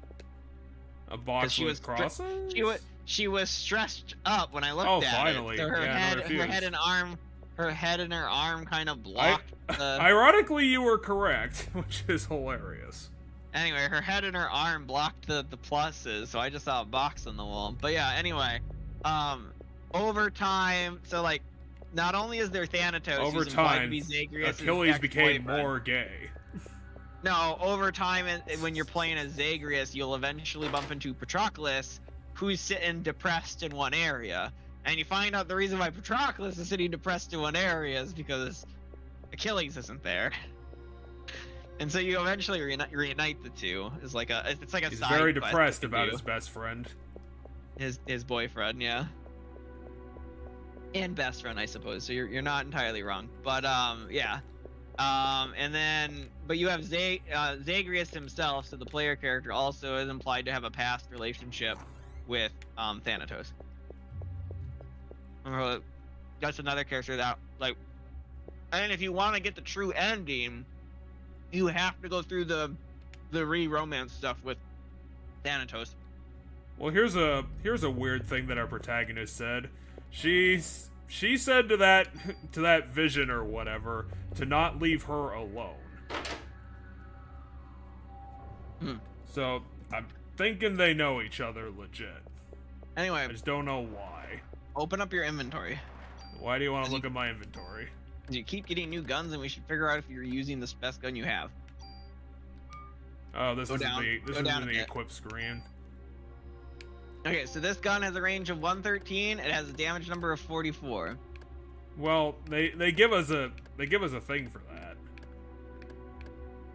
Well, because I'm trying to compare stats. Oh yeah, we do have a thing that compares stats. Okay. I don't know. It looks like we're at it. Well, hold on. Go. Okay, one's the grenade launcher, I guess. Because the grenade launcher there does only. I do kind of want to use it though. It does only one more. It only does one more damage. But it might do splash. I don't know if it does splash, but if it does splash, it might be worth it. Oh, a box. But yeah. So that's a good game. Anyway, on to the next subject. This ridiculous looking monster guy. Right? What the fuck is that? That is a man who has 5 brains. You play Bloodborne, correct? Correct? I know of Bloodborne. I haven't played it though. So you know about the? Do you know about the One Reborn? Because that guy that's that guy. Also, he keeps resummoning his brain, so I'm guessing that's not his weak spot. Yeah, I was gonna say, can you target a different part of him? Apparently. Yeah. Why do they always have the bullshit AoE attacks? Also, apparently his brain's a bouncy ball. So eventually, this room's gonna fill with too many. Well, it's already got too many at one.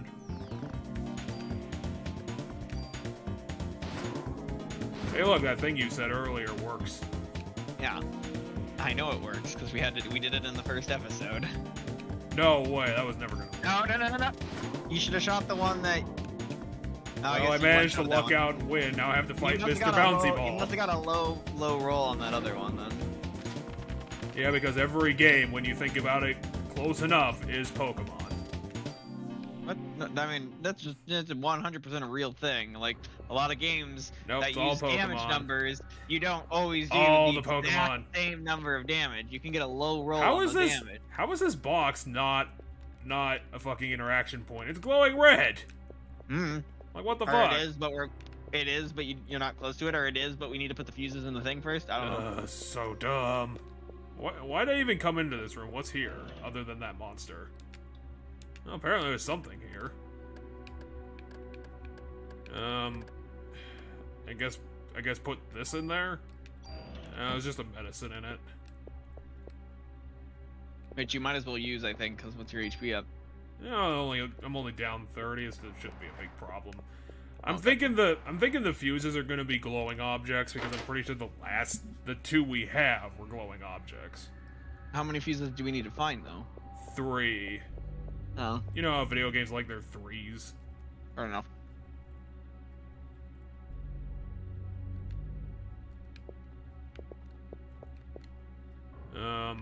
Repair wires? Yeah, because, I is just an electrical engineer. She knows what to do.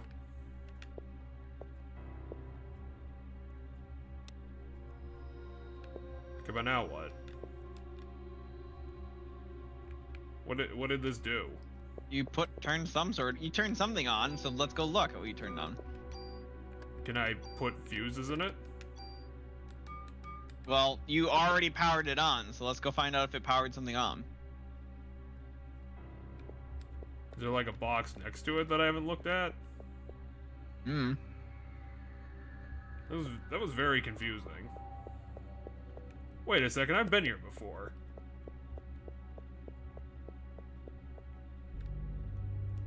Which means that third fuse has to be around here somewhere. No, that box is open. I also don't think it's gonna be in a treasure chest. What the hell? Probably the third fuse. Yeah, because fuses are just found in staircases. I mean, it could have been somewhere by the staircase, and then when the staircase collapsed. Okay, what should I get rid of? Just use a medicine. That's all you can get rid of. Fine. Ugh.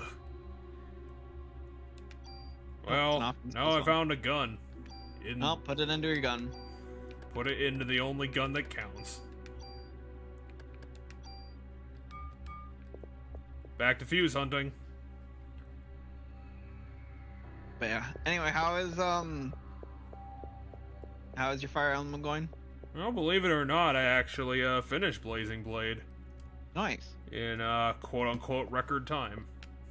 Well, then the next one actually, because of weird timing, is actually going to be Sealing Stone and not Valentia. Okay, so that powered something on, I just don't know what. It looks like we're in a low power mode. At least I can see what I'm doing. Maybe they're gonna do some dumb thing and be like, hey, now that it's slightly lit up, you can see where the fuse is. It was there the whole time. Or maybe it's powered up enough. What do you mean drop an item here? What are you talking about? Oh, I put it in that box.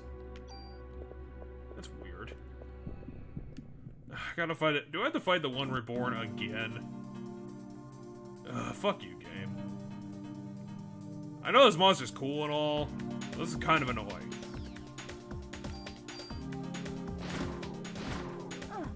I actually kind of, like, when I first dealt with it, I kind of wanted to get into sealing, or, I don't think it's sealing stone, I think it's called something else stones, like the sacred stones or something. It's basically the other GBA Fire Emblem game. Gotcha. But the reason why I wanted to play it, like, instantly was because I thought that the mascots for the game were a grown-up Nils and Ninian from Blazing Blade, and I thought that was I thought that would have been interesting, but I probably should have realized that honestly didn't make any fucking sense. because on top of everything else, this game also takes place in a completely different universe than Blazing Blade. Like, this is on a completely different continent. Okay. Sacred Stones is set on the continent of Megville. Yeah, and the protagonists are called Ephraim, and because of stupid fantasy names, Erica. Because literally it should just be called Erica, because, well, everything has to be stupid and fantasy for no reason. Her name is actually Erica, which is really hard to say. Are you sure it's pronounced Erica and not... It has an I for no reason. I don't know how else to pronounce it. Well, I think it is just Erica. Like, I think it's just pronounced Erica. I just think it's a... Because, like, for example, I have a friend whose name is Aerica, and her name's Erica. So, like, my point is you can have extra letters in there, and it still can be pronounced Erica. And I'm almost positive it's Erica, and I say this because I have a friend who has played, like, literally all of them, including the Japanese ones, and I swear to God, the other day we were talking about Fire Island, and when I say the other day, I mean literally, like, Friday or Thursday? So it was either yesterday or the day before. Yeah, so we're talking literally. about things, and he said Erica. So, like, I'm pretty sure he was talking about which characters are showing up in Echoes, because, like, part of the plot of Echoes is that Echoes, the protagonist, or not Echoes, Engage, or whatever the new one's called. Is it Engage? Whatever, yeah, it's called, the new one's Engage. Yeah, it's not Echoes, Engage. The, we were talking about that one. It's, two of them. Maya and me, she says. Okay, so, in that game, there's a gimmick in that game where you summon, like, basically Persona style, summon the heroes of past games. I asked my friend, because he knew more about, he's been paying more attention to those announcements for that game than I have. Because he's one of those true fans. Right, because I've only played like 3 of the Fire Emblem games, and I like them, and I'll probably buy 3 of the available 12. Yeah. Yeah, because I've only played Awakening Forward. Which you know is about half the series. 4 of them, I guess. 4 of them, I guess. Are you counting both versions? When you say 12, are you counting both versions of? No, I'm not gonna count them by edition. That's stupid. Okay, because I have both copies of Fates, the physical 2 copies of Fates, and there's 3 of those. You guys are busting my knot balls. You're busting my lady balls. I own Echoes of Valentia, or Shadows of Valentia, which is Fire Emblem Echoes, and then I own That was weird. I don't know, maybe one of the items in your inventory went off to heal you, because I think you gained HP. I did, but anyway, I don't know why. I'm pretty sure he said Erica, because when I asked him, I was asking him because there was a thing about some announcement happened with, like, Byleth in that game, and I was like, I thought Byleth was in the release trailer or something. and I don't remember if that even got answered. But what ended up asking him is, I was like, "Can you summon? Is there multiple characters from each game that you can summon, or is it?" And he's like, "No. As we know of it right now, it's one character from each of the past games. One of the lead characters of each of the last games gets summoned." And he essentially told me all of them, and he said from the games with multiple protagonists, which would have been, the game you just played, right? It's Lynn from the game you just played. I mean, I would pick Lynn because Eli is boring, and I think Hector's a bit too dumb. I know Lynn is the fan favorite from that game. She is a very good character. Eli is just kind of typical protagonist, from Sacred Stones. Yeah, it's Erica from Sacred Stones. I'm pretty sure, Erica would probably be the better of the two, because Ephraim just seems, again, kind of dumb. Well, not dumb, kind of just typical protagonist, man.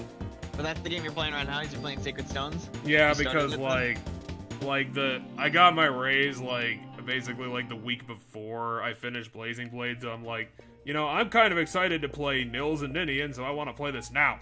And then I figured out that wasn't going to happen because spoiler alert, them being Manicheets meant that they obviously weren't going to age like we thought. So why the hell would they have gotten older? I had to tell myself that didn't make any fucking sense.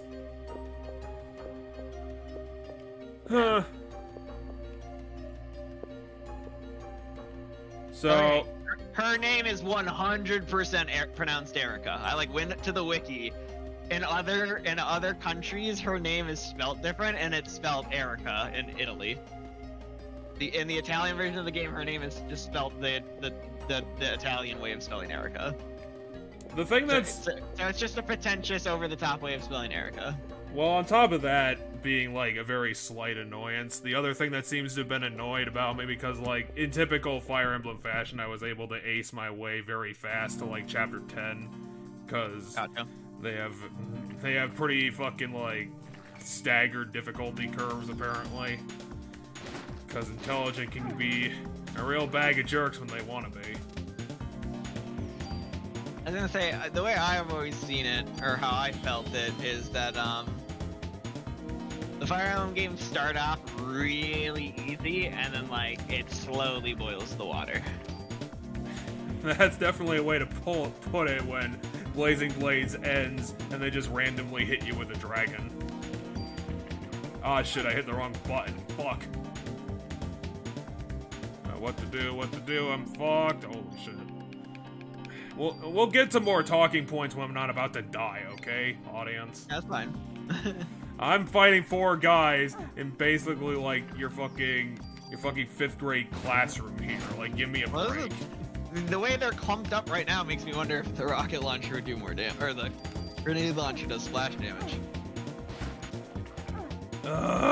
Stop ducking me in the head. When did I get this confused ability? Must have been recent.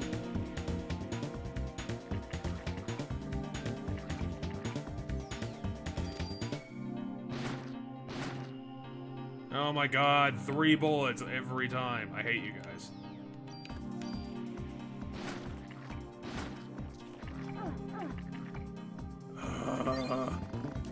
Seriously, what the hell is doing that? I wish I could understand it, because then maybe I'd be able to exploit it. Oh yeah, the thing that annoyed me about where open your inventory. Let's look at everything you have. Hey, is that a room when with our traumatizing bed switching experiment? Well, we now know that it was 100% correct and that they are twins, because we literally just saw both of them in the hallway.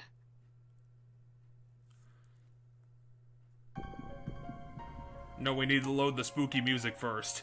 You're gonna wait for us to load our spooky OST.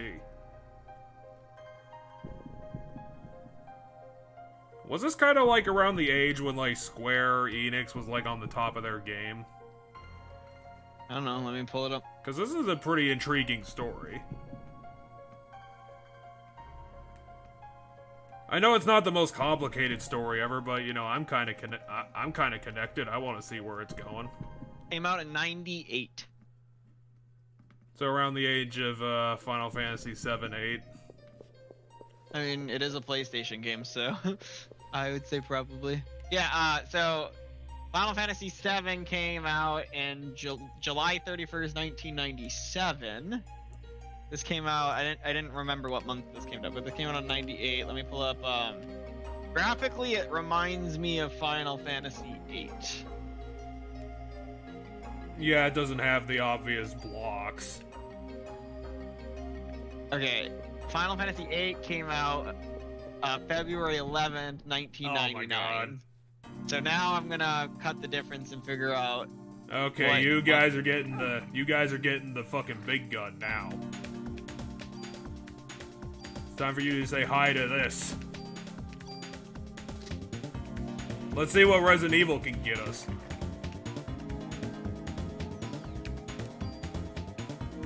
Now be careful though, if you splash, you might be able to hurt yourself. Okay. I mean, it does big damage, but not splash damage. It does bigger damage.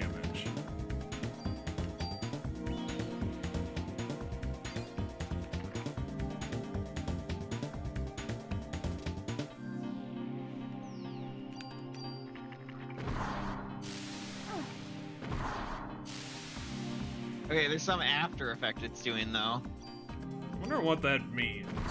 It's whatever what that does it do? syringe. It's whatever that syringe icon is on it.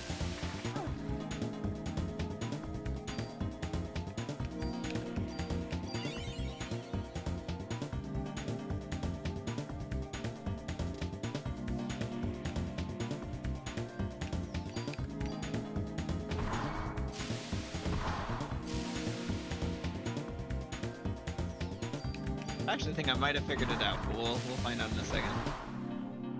What's your theory?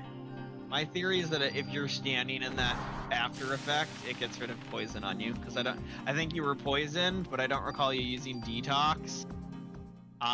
Instead you used Cure 2. So like my thought is maybe it got rid of the poison. Oh yeah, I need to use my power to give me some heal back. And I'm actually getting more PE to use. Because I was actually able to use it 3 times. Nurse, where are you going? Okay, I'll follow your lead. Oh yeah, again, I have to get around to this eventually. Basically, early on in Sacred Stones, the protagonists split because they want to do 2 different things. Because they're kind of dealing with like a continent-wide invasion. Just to, you know, not spoil things. They're dealing with a whole, like, multiple region invasion. So, they basically just split to go to 2 different places to do different things. And what I thought was going to happen was they were going to be like, okay, you can pick which campaign you want to do, and they're just going to do both of them eventually. Kind of like what Blazing Blade did. But, apparently, according to GameFAQs, what they're actually doing is that you basically just pick one character to play the story through with, and the other one kind of just gets completely forgotten. Oh, I see what they're doing. Okay. Which is kind of a shame because the only reason I picked Ephraim was I thought they were going to do both, and I wanted to save Irika for the ending. But if I have to play through the whole game as Ephraim, I don't know. I don't really like Ephraim as much as I liked Irika because she kind of had a very interesting... She's a frail character, but she's like, I'm going to deal with it because I need to fight for my brother and my country. And I thought that was kind of interesting. At least we can test your theory. Well, my thought is that maybe they're doing the, like... With this game, maybe they're doing the, hey, which do you want to be, a boy or a girl? Like, player choice, and then... yeah, but they're 2 different characters. This isn't Robin. Right. Well, yeah, but essentially it's like... well, so my point is they're doing it in this way, right? In the following way here. So my guess is, wherever the other one went off to, we're gonna find out they died. Oh, that'd be lame. And then, so like the one you didn't... that's my thought of what they might be doing. But I don't know. I do kind of... the good thing is that after, like, the half-cocked first attempt with the Shadow Dragon and the whatever, Like, they really did seem to get back on their bullshit through storytelling, and it's actually really good now.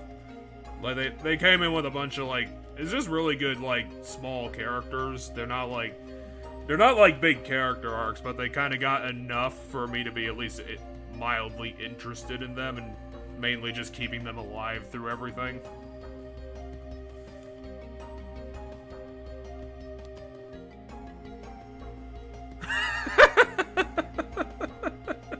That's a brilliant line. I love it.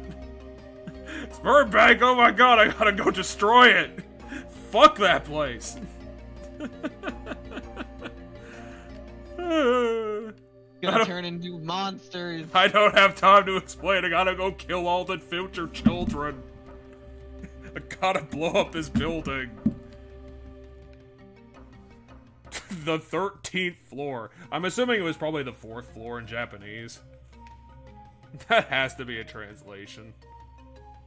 There's no way it's not. Otherwise, maybe this game was, like, insanely like, we love American things, let's do all the American things. Let's keep 13 as an unlucky number, even though it doesn't make any fucking sense in Japanese. Or maybe they adopted that after us for some reason in their own culture. Is that a wall that they punched? Oh, okay, Jeff, I read into it more. What's up? It's a split story path. The stories will eventually come back together and both characters will come back.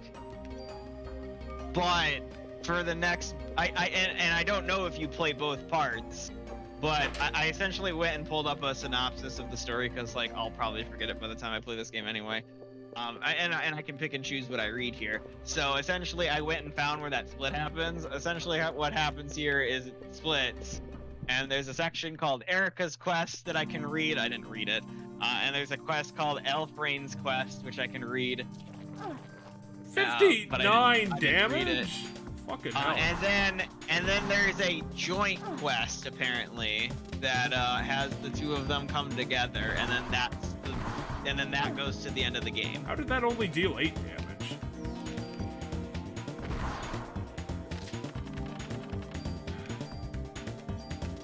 Yeah, this game's combat design leaves a bit much to be desired.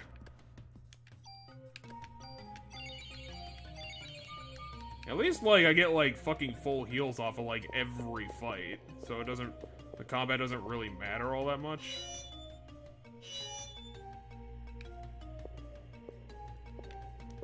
Do I gotta solve, like, a valve turning puzzle? I'm guessing not, because I was only able to interact with the one. Hmm.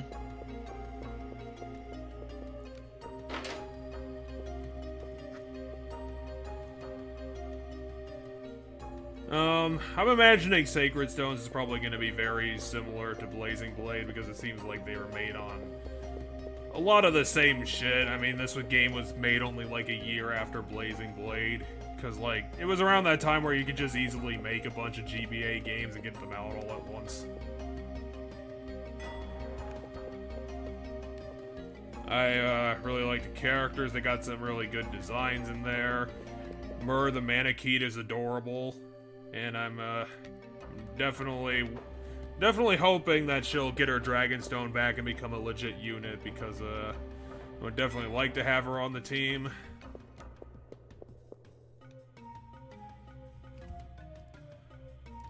Here's another flayed, burnt corpse, because he didn't evacuate the city.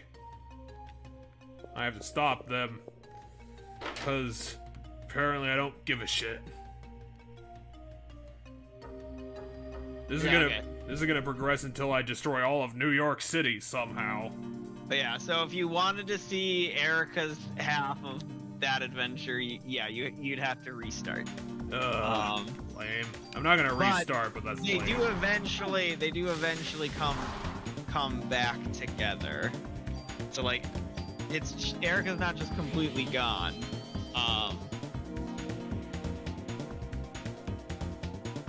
It's essentially for the next several chapters, it's just whoever's route you picked. Yeah, I assume that the game wasn't going to be so cruel as to actually, like, kill Irika off screen. That's pretty shitty on them if they do that. Well, to me, it sounded like a possibility as, like, an interesting way to try to do the, like, which character do you want to be, trope. Like, whatever character you don't pick dies. Because, like, there are games that do some things similar, like, you know, remember Mass Effect? There's essentially, like, eventually they do do you want Caden or do you want Ashley, right? That's eventually. Oh yeah, but that's your side character though. That's kind of like the Cain and Abel thing at the beginning of the original. It's like, hey, for tutorial reasons, we're gonna need to kill one of these guys. So, you know, which one's it gonna be? It's gonna be that guy. Okay. Because they wanted to do like a tutorial thing of being like, hey, you could use your units as a distraction to, you know, get enemies off your ass. And, you know, considering the game that Fire Emblem is, that's probably one of the shittiest things you can do as a tactic. I also agree that sounds absolutely stupid. But yeah, But then again, you know, first game. Yeah. Essentially, the first part of the game is what you pull. The second part of the game is essentially a split path, and then you come back together for the final part of the game. I'm assuming that this game, because like strategy games can be like insanely dense just because they don't need a lot of assets. So I'm assuming this is probably going to be another fucking 50 chapter epic. I would imagine. Oh, I got another gun. It doesn't look like it's better than my current gun. Seriously, I want to read this book. It's probably got a journal in it, but apparently it's not an interactable object. What do you mean the door is locked? Doors can't be locked. What kind of bullshit is this? And I can't get into that door, so... So, the first Fire Emblem, and by that I mean the 5th Fire Emblem. Well, the first one is always going to be the first one. Can't get away from that. The first one is the 5th one. No, if you're from Japan, the first one's the 5th one. If you're from America, the first one's the first one. The first one is the first one. We can't overwrite history. Then the world will explode. The first one for the US is the 5th one for Japan. Why is this window here? Look out it, see what's going on, or... I'm amazed they actually... Maybe it's not an interactable, and it's just a thing telling us. They actually developed the reflection. Anyway, the first game, apparently, if you do main plus extra, which you did, is 34.5 hours.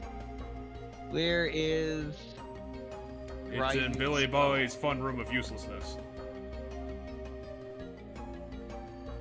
Looking for Fire Emblem Rising Stone. Where are ya? I have to fight you guys again. I just fought you guys in your giant crab claw. What a bunch of jerks. Attacking me while I'm attacking. That's illegal. It's actually a little shorter of a game by like an hour or two. By an hour? No, basically meaningless. Yeah, that's why I said a very little amount shorter. I said little shorter. Yeah, but that's like, I didn't think it'd be nothing.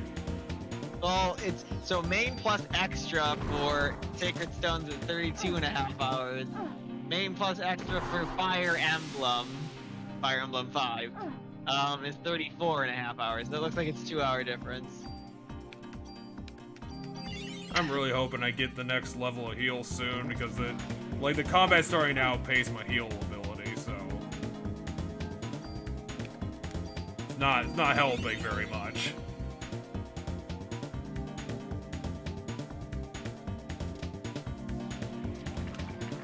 Plus, honestly, this fucking poison is just eating all my healing anyway.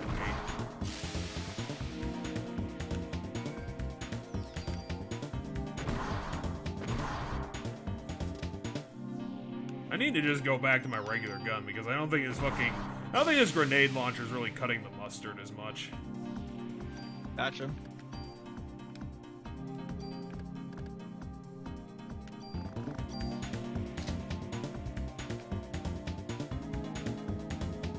Oh yeah, the other interesting thing is that While Sacred Stones does have Manikeets in it, which means it obviously has dragons, the thing that it actually focuses on isn't dragons this time. It seems to be more zombies.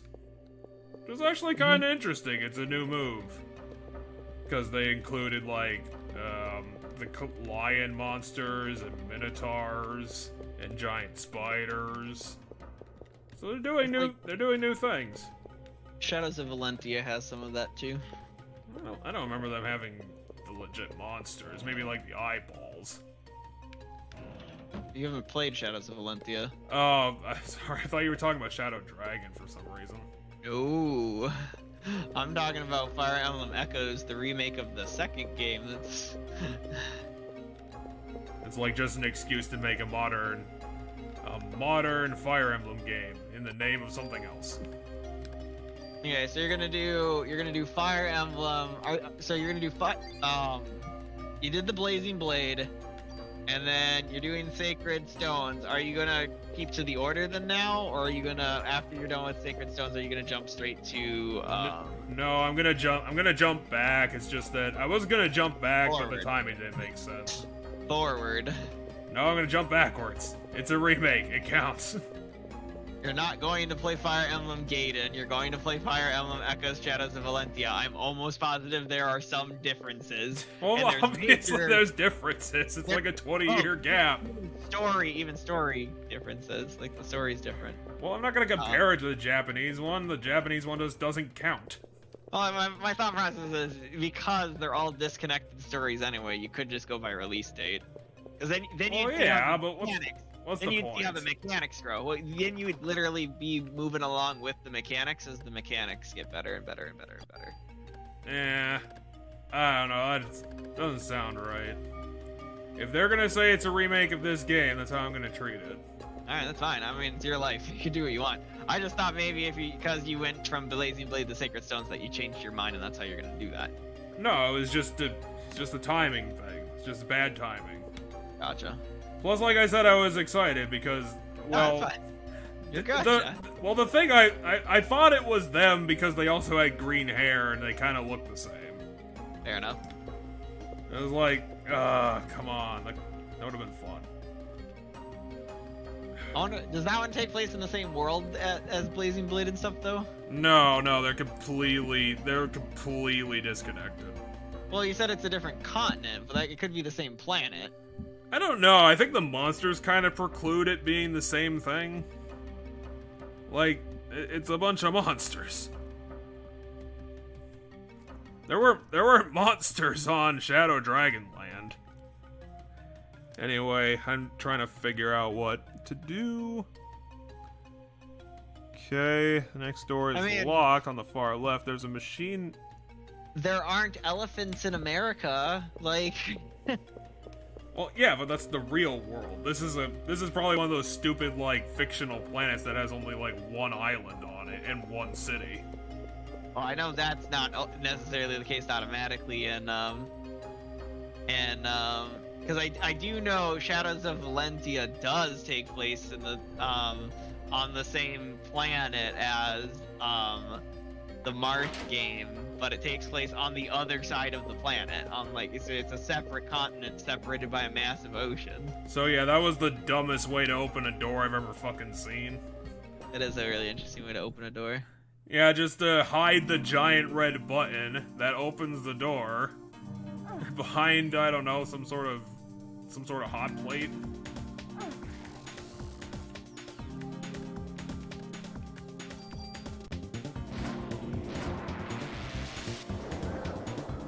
How did I avoid that? I just think it didn't damage you. So it's just a mini form of one of those crab monsters from earlier. I guess the only silver lining to this whole, like, tiny arena thing is that literally, like, every monster in it is in range constantly, no matter where I'm standing. Well, the gun you're using has a really good range in comparison to a lot of the other guns you had. Ugh, I fucking hate accidentally locking onto you giant, stupid balls. Well, you should... So the game pauses when you go into that action mode. to aim your gun. So you have all the time in the world to pick your target. Yeah, but I need to do it now, or else the game will attack me with bullshit. It's just gonna reach out from the screen and destroy me. Anyway, I'm currently actually looking into whether or not, like, what if it's a different continent or just a different planet altogether and stuff, because I'm curious now. I would be amazed if the game would even bother making the connection. Well, I mean, Shadows of Valentia and all that do. I'm gonna actually look at my armor because it said auto something on it. I don't know what that means. Yeah, it says apparently my armor uses my medicine on low HP. Gotcha. So that's what that healing is. It's eating a medicine item from your thing. It's a very odd system. Couldn't you give me like just like a 30 or a free 30 or 60 heal sometimes instead of eating into my inventory? No, because then that would be giving you free stuff. Why aren't games allowed to give you free stuff anymore? Fuck your difficulty nonsense. Oh, interesting. So I once again, as I'm trying to figure out if it takes place on the same continent or blah blah blah, you know, all that jazz. It's just articles constantly the game was praising. designed as a tribute to Fire Emblem Gaiden. Why? Does Intelligent like give a shit about this Japanese only game they made? I mean, I'd imagine you probably have to, but it seems kind of weird. We like this game that didn't get a wide reach. I mean, not like our Paper Mario game. It was a game, and the Japanese players would be able to get it. Japan doesn't count for the Japanese. Who do they think they are anyway? People who get games when they come out. Those self-righteous jerks. Why do they treat the bouncing balls as enemies? They're just wasting my time and my bullets.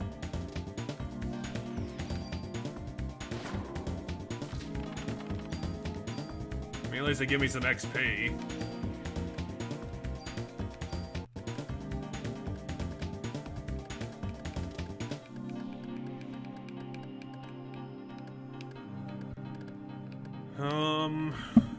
This fucking other shit.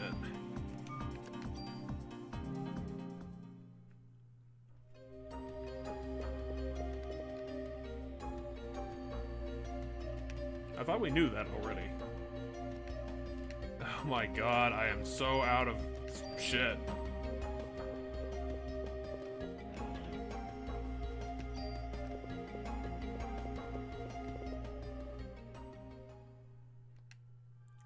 I think we found an important file. Also an item I can't pick up.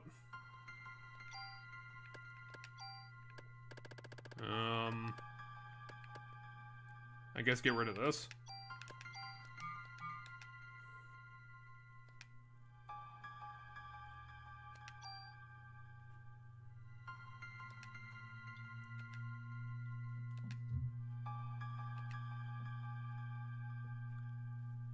Huh, apparently there's a file for Mariko Brea in the 70s. And apparently she died even when she was pregnant with Amaya Brea. And then the next page was destroyed. Which is just fantastic for a hospital. Fuck off, junk. I don't need you. I want whatever's in this blue thing. You remember the continent from the very first game by chance? No, it's like Alicia or something. Lycia. After 6 months of hospitalization, she was released. Needs medication. Melissa and Maya were brought in on the hospital on the same day and operated. Oh, I got a key for the elevator. Brilliant.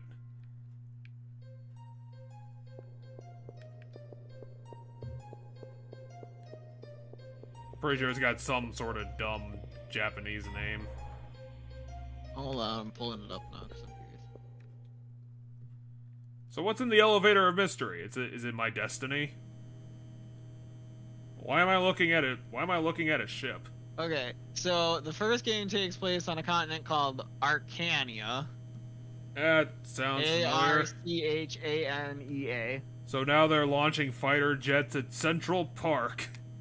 Which is the same continent that Awakening takes place on, albeit because of history, the continent's name gets changed.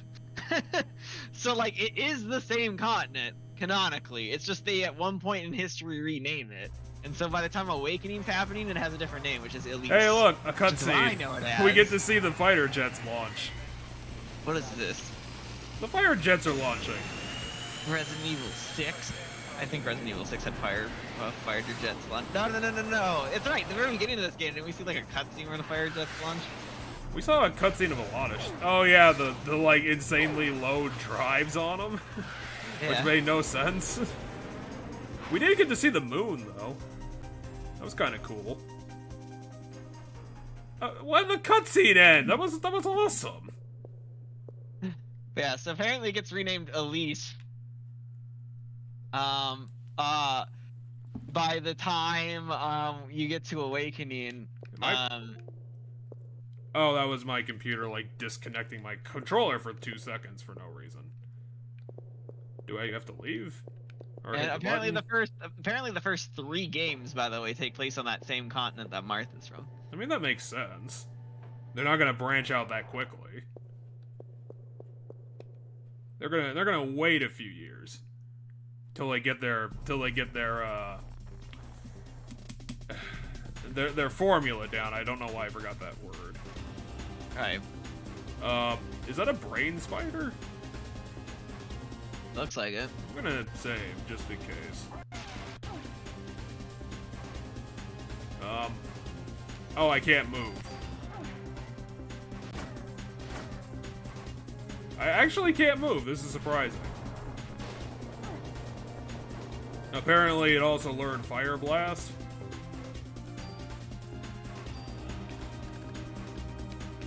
I wouldn't use your medicine. Your armor uses your medicine when your HP gets below a certain point anyway.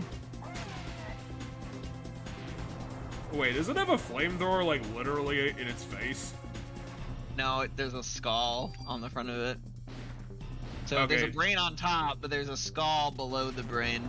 Okay, so if I attack it out of range, it's an automatic miss. Yeah. Hopefully this counts. Kind of a shame it doesn't have, like, a dodge feature like Resident Evil 3 had. That'd actually kind of help.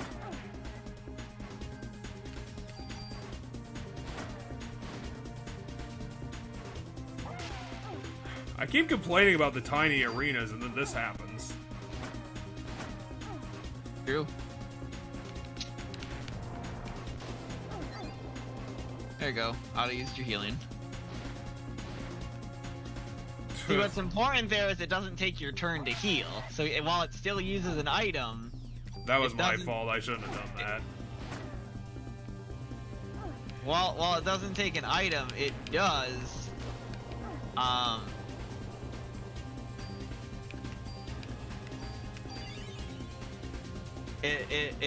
Or while it uses an item, it does not take your turn. So you still get your turn when your AT bar. Oh god, you covered the whole arena, you fucking cheater. No, you didn't. You know what, He for covered, that, like, a third of it. eat this. I don't know what this is gonna do, but I'll try it. Should use slow, because he gets his turn slower when you use slow.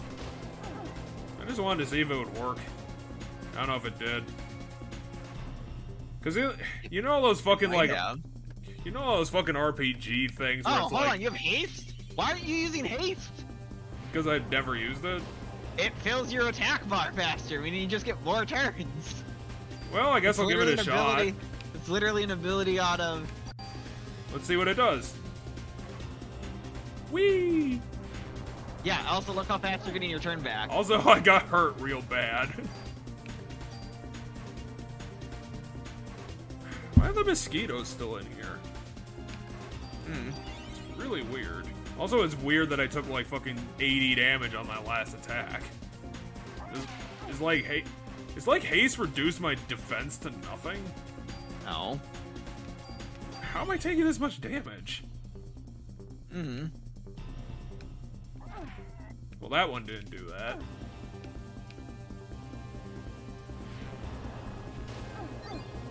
Anyway, you're no longer haste.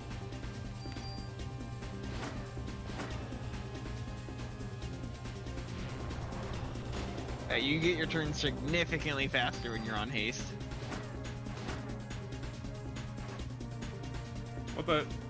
Okay, so it's moving to something scripted. Yeah.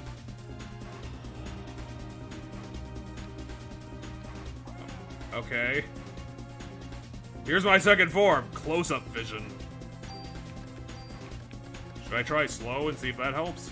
I mean, slow turns down, makes his bar go slower. Haste makes your bar go faster. It also slows movement speed. So he'll move slower now, and his bar, because he has an invisible bar that's filling up, just like how you have a bar that's filling up. I still fucking fell for it.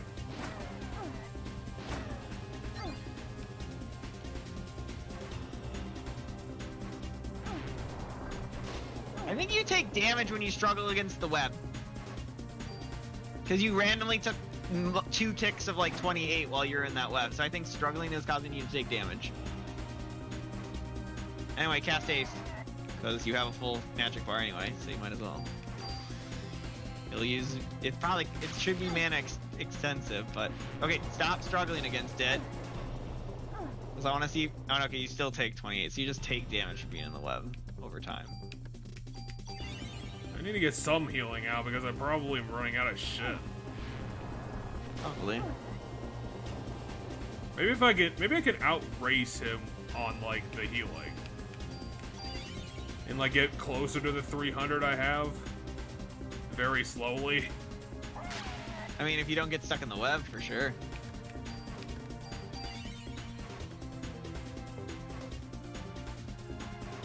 I'm amazed I dodged that by moving slowly.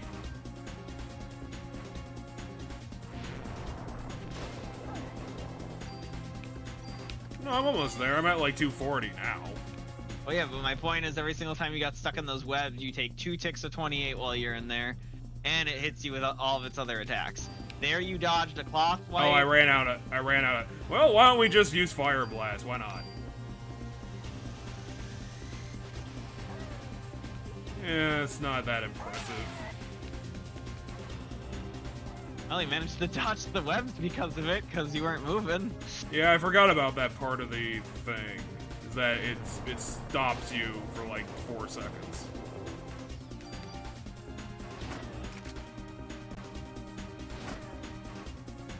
I mean, for being a survival horror game, it's not all that hard.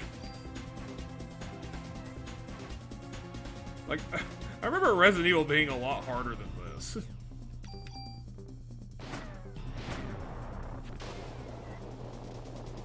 Like, halfway through the game, you start dealing with the hunters, and that's like a really big step up. I mean, it's What partially are you doing? because of... I don't know, new attack. Yeah. New attack, I will launch one web. I have the power of the single web. I suppose since we're in the middle of a getting stuck in the webs, like... I suppose since we're in the middle of a you're boring getting boss fight, we could bring up the other thing I want to talk about with Fire Emblem was that, when I do get to the future, and I can finally rejoin you in the amazing 20-teens future, I am planning on playing the future games with no permadeath, and I finally got that heal 3, and it does 280! Fucking hell. That's fucking sweet. And I think there's a bit more, like, when I was thinking about it, I was like, it doesn't seem like it's so much an easy mode for baby sort of thing, because like, permadeath I don't think is a very traditional thing for strategy games in specific. And I think without permadeath, you kind of gain back some strategic interest in the game planning. Because when you're stuck with it, then you have to super baby all your characters because you don't want any of them to die on you. Like, killing any of them isn't really an option. Because then they're just done forever. and you lose a lot of your investment in them. Whereas like they try tutorializing, without permadeath, you can run decoys, you can do more aggressive play, because they get taken by invisible medics back to base instead of just outright dying. Yeah. So I think there's a bit more legitimacy in this case for turning down the difficulty, just because it's a strategy game. Rather than I don't know. I just know that some people call you a baby for doing it. I won't. I play on the fucking thing where that doesn't take my units, because fuck that. I don't want to fucking lose all my people. Well, that shit sucks. Well, I wanted to bring it up because I think that there's more to it than just, oh, you're a baby and you can't handle the challenge. It's like, no, there's strategies you just can't do when you're playing with that sort of setup. I'll get back to that when we get out of this sweet pre-rendered shit. Gotcha. I'm currently in my kitchen. Look, they're drowning in Jello. My bottle of water. That man died because he drowned in Jello. What a way to go. If only we could all be so lucky. I think we witnessed that before when you turned an entire audience into a pile of Jello, but sure. What if why is she acting like a 5-year-old? The audience spontaneously combusted, Jeff. They didn't turn into Jello. No, the other audience, the park audience. Oh, did they get turned to Jello? Yeah, I think they all just coagulated into a giant blob. Yeah, they did. Yeah, you're right. Yeah, it's a shame I can't understand someone who lights, 30 people on fire and kills a military guy. Well, 2 military guys. What do you mean they're gonna crash into the roof? I thought they went that way. Nope, apparently it's gonna crash where we are. We gotta get out of here. Okay. I'm guessing I go this way. Do I have to jump down the hole? Where do I go? Better hurry. Better hurry. I can't hurry fast enough. Getting louder. I think I'm fucked. Because I can't find the interaction point to get out of here. Better. Getting louder. Let me out of here. Well, yeah, but the cutscene almost killed me anyway. Or wait, did I just die? No, I think you got. Oh, Fuck. you did die. I'm dead.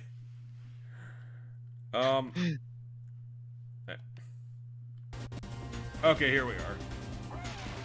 Oh, did you know if it was gonna reload your last save or not? Well, I thought that I fucking saved during the boss fight, so I was like, fuck it. Yeah, but we should have checked if it was gonna immediately put you after the boss fight or not.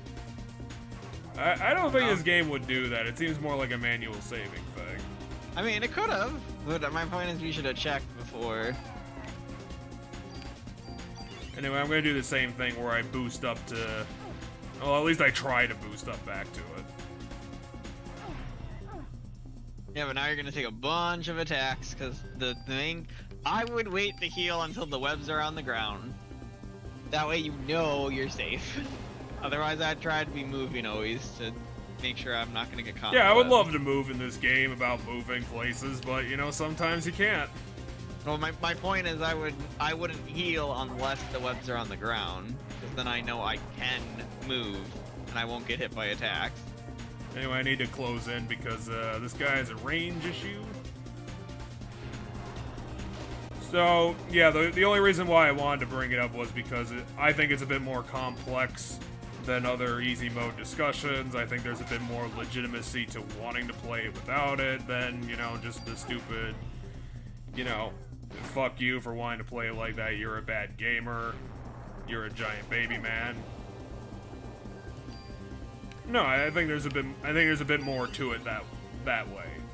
Gotcha. Because you can run, like, other strategy games don't do that. Like, the earlier games I complained about where it's like, if you don't gear up at the right time, then you're kind of out of options. And then it's just, you're locked into whatever strategy you were able to get into because, we didn't put grinding in the game, so you can't get your guys back to full because now all the fucking units, all the enemies leveled up, and now they can't experience off of them because, they're all gonna die the instant that they go against them because, you know, they're completely on two different skill sets at that point. So, if you run into a particularly bad obstacle, then, you know, you better hope you manage to get a variety of units, otherwise you're kind of fucked. Because you ran out of your opportunities. You didn't figure up your team properly, and you know the wrong guys ended up dying. So you know that's just sucks to be you.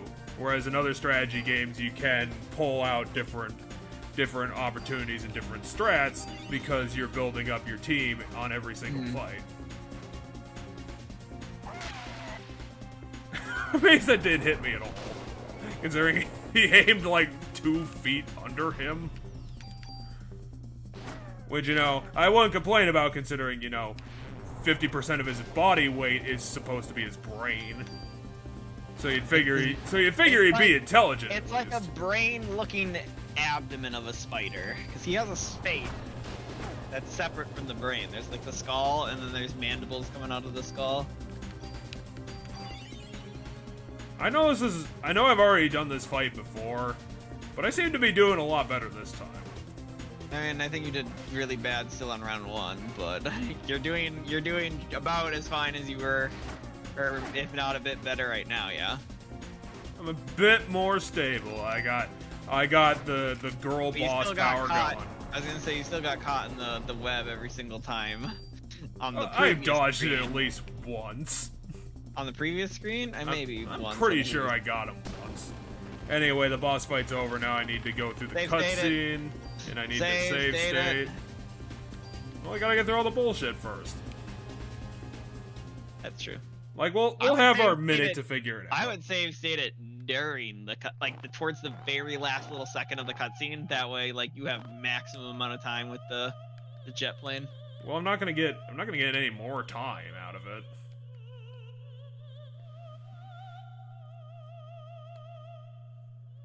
Anyway, I'm going back to looking at all the continents that are in the Fire Emblem series to find out if any of them are connected to each other, or if it's only those 2.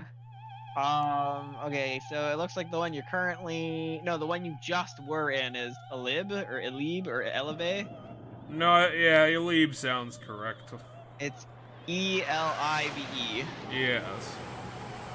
That's the one from Binding Blade and Blazing Blade. Yeah, because I think Binding Blade, or whatever Blade was like the Japanese exclusive one that was like immediately previous to Blazing Blade.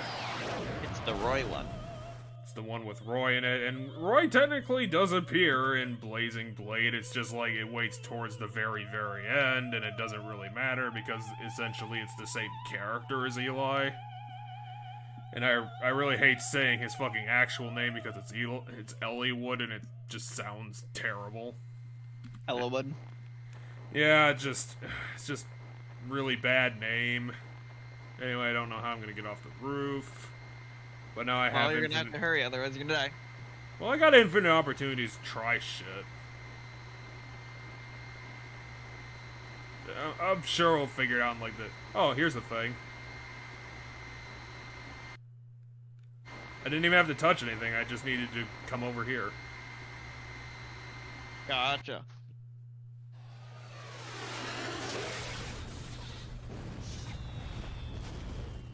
Apparently they were hauling fireworks in that fighter plane? What? What the fuck is that? Oh, did the platform just get cut off the roof? And now it's mistextured? Well, what the fuck? What, is the boss fight against a spider? Oh, this is just some random spider while you're on the... You're just having an elevator fight. Yeah. That's not a boss. Oh, so what? They're just gonna dump fucking bullshit on my face? It's just an elevator fight. See? Barely counted as a fight. Well, you're about to fight something else here in a second. Well, I'm about to die too, you know. Oh, or maybe there's an e-brake. I didn't know if the elevator was free falling. Okay, so apparently washer platforms have e-brakes. I didn't know about that. That makes sense. I like how you guys were just right here instantly after I almost died. I mean, they would have saw it falling. I probably should have called for backup. I don't even know how you guys got here. Why are we taking Maida with us? Doesn't the one guy drive you everywhere? I mean, he should. Like every time you go to someplace, he's the guy driving you? Yeah, he doesn't let us drive because apparently Daniel is sexist. Women aren't allowed to drive when I'm around. What are you talking about? No, that's not it, Jeff. What it is you guys each do half of the job. His job is driving you there. Your job is killing all the bad guys and, like, saving the day. What kind of bullshit distribution is this? Each do 50%. I do all the dangerous shit. You get the boring job. Fuck you. Still 50% of the work. 50%. It's also bullshit. Anyway, I'm going back to looking at the Fire Emblem continents. Okay, so Foldland, if you don't know, that's the Three Houses one. So if you ever hear Foldland, that's the Three Houses continent. Yeah, because Three Houses has all the weeaboos about it. It's got a really weird fan base. Three Houses also has. Wait, why is Three Houses weeaboo? I think people just get a bit too into it. Oh, weird. Most people I know like Awakening the most.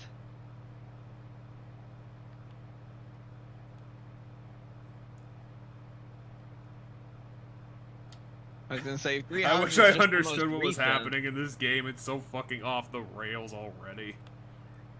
Yeah, this is the one from Genealogy of a Holy War in Thracia 776, which means you're never gonna see it. Well, you never know. I mean, they're already on the warpath remaking shit. You never know if they're gonna go to the last three. That's fair. Especially with all this newfound audience shit. Because, apparently, Judgerel, which is the name of that continent, Judgerel? Yeah. Judgerel. Like jug, like you drink from a jug. It's Jug-Drawl. Jug-Drawl. Because it's J-U-G, judge, yeah, God damn it, J-U-G-D-R-A-L. Jug-Drawl. I'm a continent. Apparently, so supposedly it's situated on the same world as Arcadia and Valentia. Well, because I know for a fact that Shadows of Valentia, that continent is 100% on the same planet as Marth's continent. And Marth's continent's name is Arcania, and it's on the same continent, yet it was supposed to be a guided of the first game. Not continent, on the same planet. My apologies if I said the word continent. Because Shadows of Valentia takes place in Valentia, and Marth's game takes place in Arcadia or Arcania. Yeah, we're definitely gonna search the entire city, Daniel. That's a smart thing for an NYC cop to say. Yeah, I mean, if we're already on the trail for this ultimate life form, what the fuck is supposed to happen in Disc 2 of this game? No idea. Even more stuff. I forgot there was a Disc 2 until now. It seems like the story's, like, almost hitting its conclusion at this point. Except we're, like, we're only about 4 hours in. I forgot there was a second disc of the game. Path of Radiance and Radiant Dawn take place on Tellius. Okay. That makes perfect sense. Because they're the same name. And then Shadows of Valentia takes place on Valentia. And then that continent also gets renamed by the time Awakening happens. Because, for whatever reason. Because somehow these games all take place in ancient times, yet they're so far away from each other that all the continents just change names. No, both continents get renamed because of something that happens in the game series that takes place on them. So by the time Awakening rolls around, they have new names. So at the end of because the first 3 games... We can go to Chinatown now? And also this warehouse? What the fuck is this warehouse supposed to have? It's just a warehouse. Hold on here.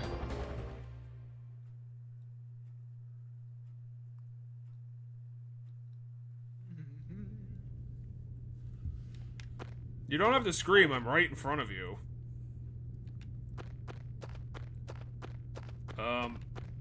Okay, so Eve is just in there? I guess I'll save.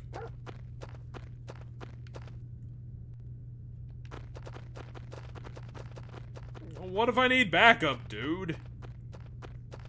Like, what the hell? Okay. Fire Emblem, the Shadow Dragon, and the Blade of Light, which is the very original game, the very first one. It's Wow, so that's a original. game. It's the first. Yeah. It's the firstiest. That one takes place on Arcadia. Then Fire Emblem Gaiden. So there's a list of games that all take place on the same planet. They are as follows: Fire Emblem, Shadow Dragon, and the Blade of Light, which is the very first one. Shadow Emblem Gaiden, which is the second one. Fire Emblem Mystery of the Emblem, which I do not know which one that is. It's probably the third one if I had to take a guess. Because the emblem is so mysterious. I mean, Yeah, it's the third game. It's impossible to understand what it does. Because it doesn't make any fucking sense. Did you play as Marth in that one again? What? You do play as Marth in that one again. Marth's on the cover of that game. Cool. Well, I don't know what the monsters are doing. Oh, that's a massive upgrade. That guy kicking my butt. They got bigger rats.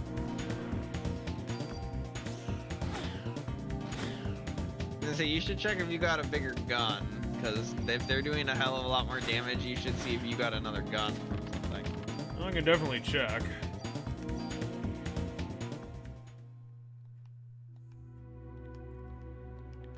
If not, I'm gonna guess you're gonna get a new gun shortly.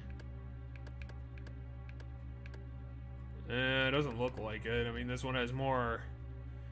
That's a lot of stuff we're losing, though. Wait, hold on. Go down to that one. What one? The one that's better by a couple. This thing? You shoot 3 bullets at a time with that gun, so you do 348 damage instead of 245 damage. So you want to take it for a spin? See if this thing does anything? Yeah. At least we got our major heal, so, you know, taking damage doesn't really matter all that much. Not right now, no. The guy said Eve was here. Like, where is she? Was he lying to us? Someone wrote pops on the wall. Well, time to find out if this gun's better or not. It's got a rat and a spider. A really fast fucking spider, too. I don't know, Okay. DPS seems pretty good, except now I'm almost dead. Problem is I can't use heal 3 all the time. Like I can with my other heal moves. Oh my god, that guy did 100 damage.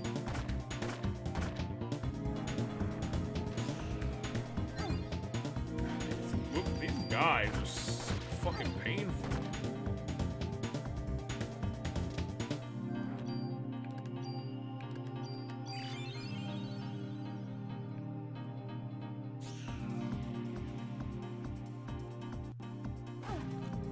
Why? I can't move fast if I'm all stunned up from you.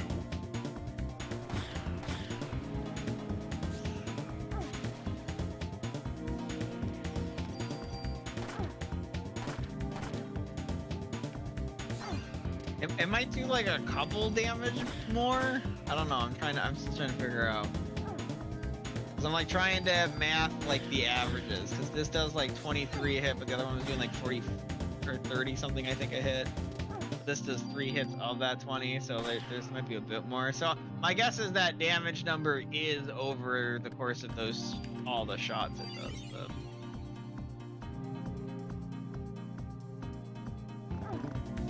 Oh my, did that do 100 damage on contact with a fucking whip?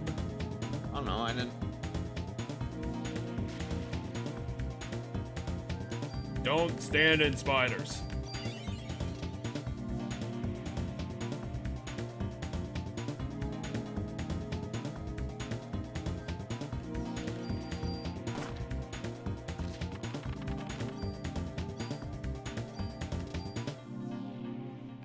Have you gone to the guy who upgrades your guns at all lately? No, not really. Well, that could be it too.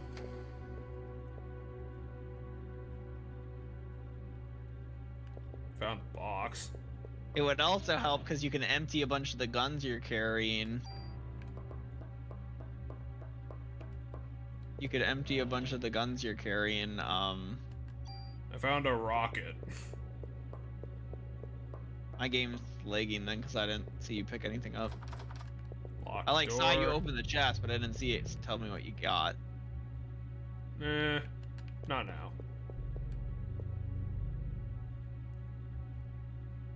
But yeah, because another thing you can do if you go to the guy who upgrades your guns is you can also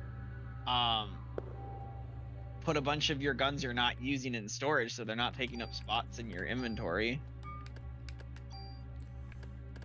I vote you go back to the other gun though, I think. Okay, that's perfect. I'm gonna put that on that and go back. And then, if possible, another thing we could do if we go back to the gun guy is I think you can destroy some of your guns to take the properties from them and put them on another gun. You could make it so the gun you have right now shoots 3 times. That'd be a huge boon, because I don't know where to go now. well, if to go to the gun upgrade guy, you have to go. I have to get out of here. Yeah, you have to leave the way you came in. Because I think that's kind of the only way I got. Maybe you weren't supposed to come here yet? Well, the door was locked is kind of the problem. Well, yeah, my thought is maybe you're not supposed to even be at this area. Like, is there another area you haven't gone to yet? Yeah, there's another place. Chinatown opened up, too. So yeah, maybe you're supposed to go to Chinatown first.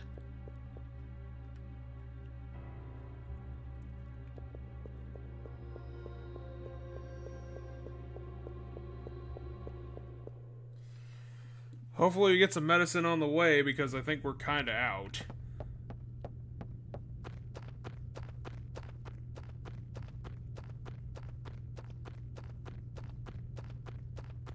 Game, where's my character?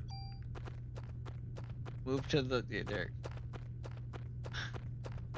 I was gonna say there's one big thing blocking a big visual area of the screen. You're probably behind that.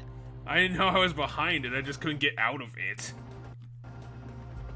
Anyway, go wherever the gun guy is first, though. Okay, I'll go back to the precinct.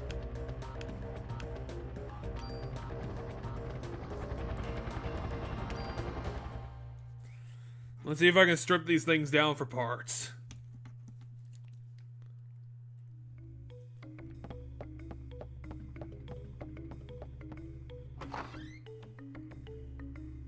Wonder, is it even still the precinct though? Even though, because I thought that, oh yeah, I guess it's back to normal now. Okay. Yeah, they cleaned But it now a up. bunch of bad shit happened here, so it's like that they abandoned it and it becomes some other place. No, they invested time in the precinct. They're gonna fix Is it. that the dog room? This is the dog kennel, and everyone's dead in it. So I was gonna say I thought it was the other door down here, not the dog kennel door.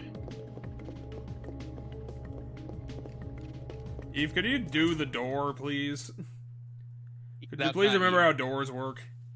Our character is Aya.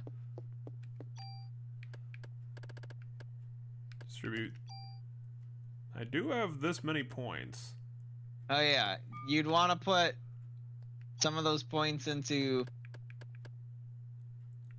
Okay, so do I have to click on this and then throw it into this? Yeah, it seems like a pretty decent upgrade. Oh wait, I think I got it backwards.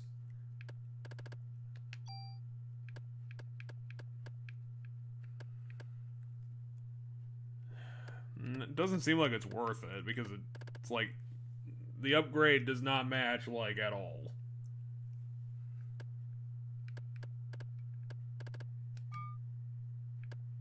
I don't know if we understand the system right then.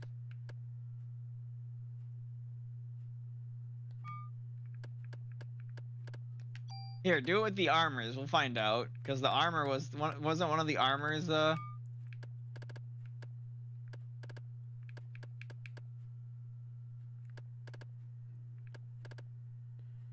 I don't know. Because if you do it with those two aren't the CM Vest 2 and the SP Protector, doesn't one get better? Well, So, yeah, like, but I don't know if we get the. I don't know. It doesn't. It seems like the first one still has better stats, even if we did like break that one down and be better.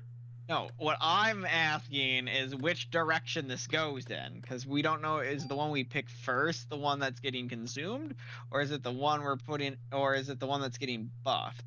Oh, the second one is the one that's getting consumed for the first one. Oh, okay.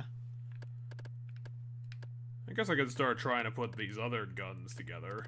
See if anything comes out of worth. I guess I could put this one in it.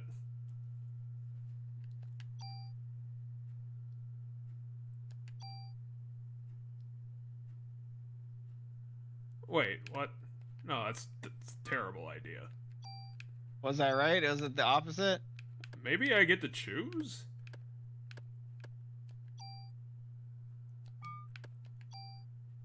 Yeah, you get to choose it. Okay.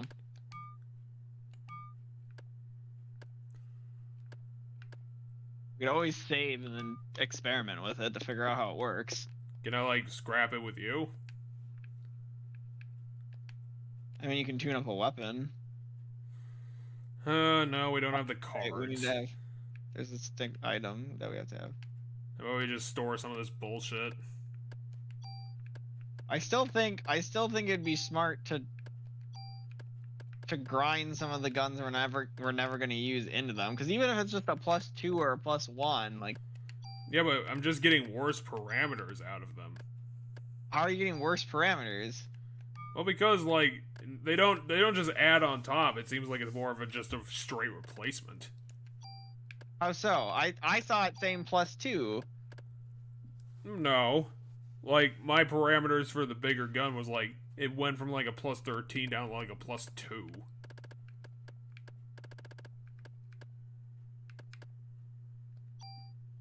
Oh, I know what it's doing.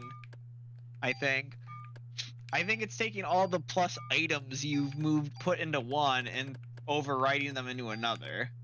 So when we get a new gun, what we should do before we put any pluses into the new gun, we should transfer the old gun to the new gun. Does that make sense? No. What were you saying? Okay, so open it up, like act like you're tinkering with your guns again. I want to get in that box. Fine. Go to where you're tinkering with the guns.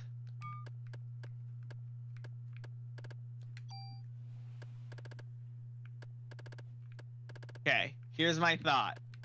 That plus number next to them Yeah. is the number of times we used one of those items that, you know, the attack up, those items we get from time to time that we just shove into our gun right away. Sure. My guess is those are those. The plus is those. And what you can do is if you get a new gun, you can take all the pluses you put into the old gun and transfer them over to the new gun, but it overwrites any pluses that were in that gun. Yeah. So, like, because we've shoved everything into the M16, the M16 is going to be the best one, and we shouldn't overwrite it with anything. But if we get a new gun, we should that's better than the M16 base stat-wise. We should shove the M16 pluses into it. Which makes me wonder something. Do we have any other... Hold on. Go down. We still got this 550. Well, hold on. I'm looking at stuff. I go all the way down to the M79. That's the rocket launcher, or the grenade launcher, right? Yeah. Okay. Out of curiosity, just select it.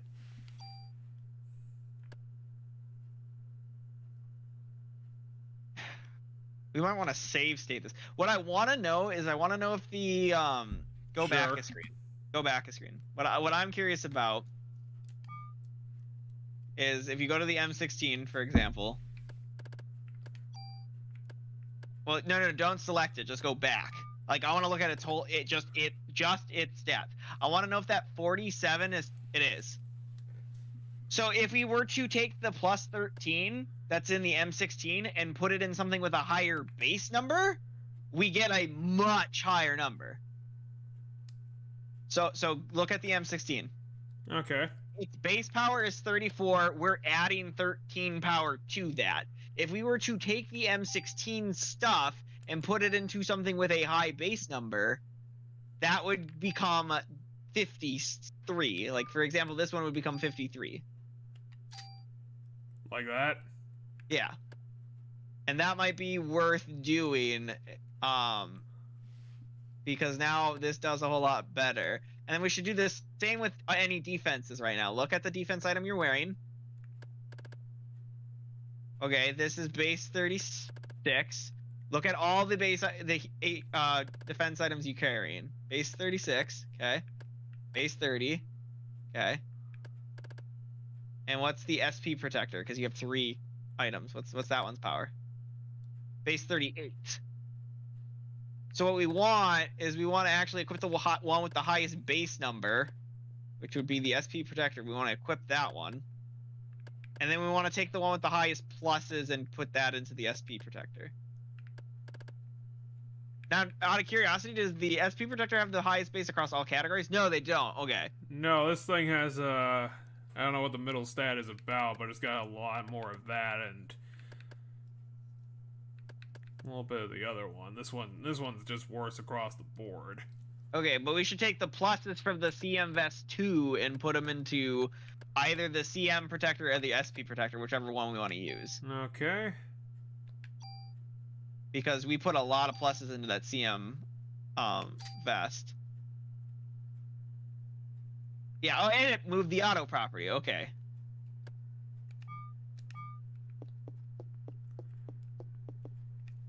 Too bad you can't just move the property, though. You have to move all the pluses. Ah, damn it. You know what that meant? Fuck! When was the last time you save stated?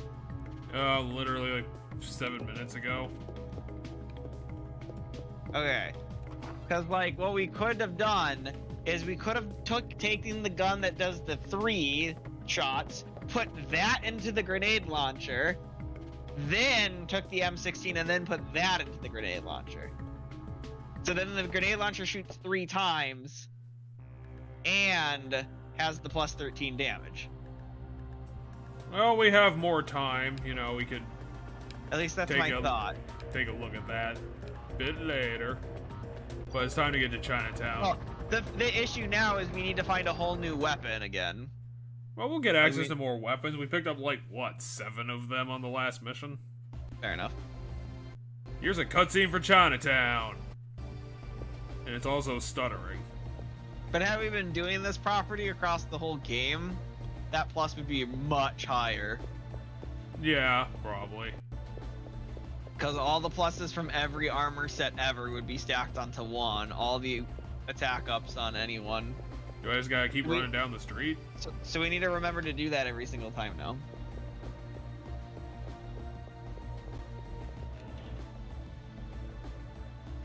Well, there's another plus for you.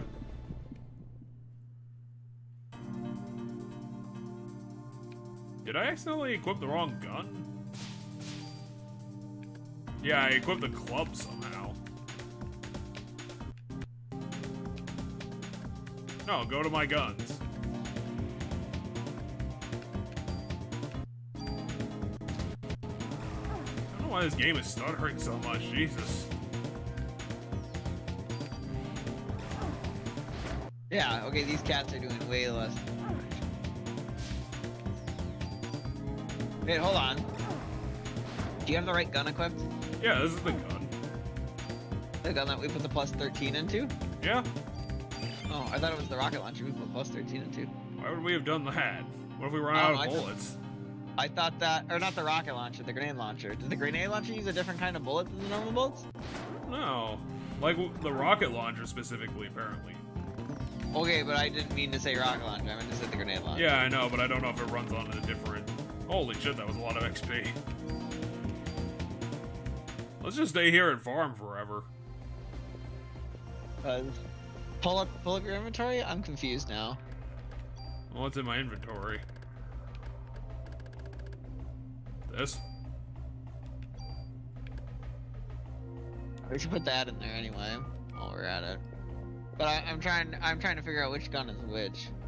I wish I knew why I was in Chinatown, but fuck it, it's Chinatown. We're just doing this.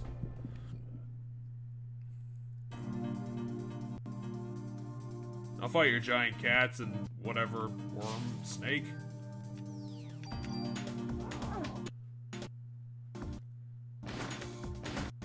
I wonder if my computer started doing something that I don't know about, because it's starting like shit now.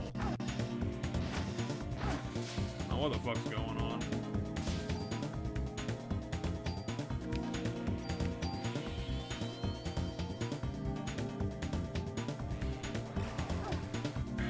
Well, no wonder it's fucking low damage, is because it's a homing shot. They wouldn't put that up to proper damage because it's bullshit. What, does the snake still do like 80 damage? I think it did like 13, but it did like 12 poison damage, which is kind of nuts. It's still not anywhere close to 80 damage. Like, my point is, the other thing was like doing 100 damage a hit. Hey, we got this thing. Okay, that's a base 45, and shoots 3 times, but also has a different icon that I don't know what that icon means. As long as the game doesn't crash, I'll continue to play it. There's a blinking button you didn't investigate. Well, it's because those blinking buttons are just save phones. Oh, is that what it was? Yeah, I would guarantee it.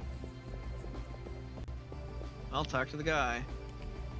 Why are you just staring in the sewer, Maida? Because it's here.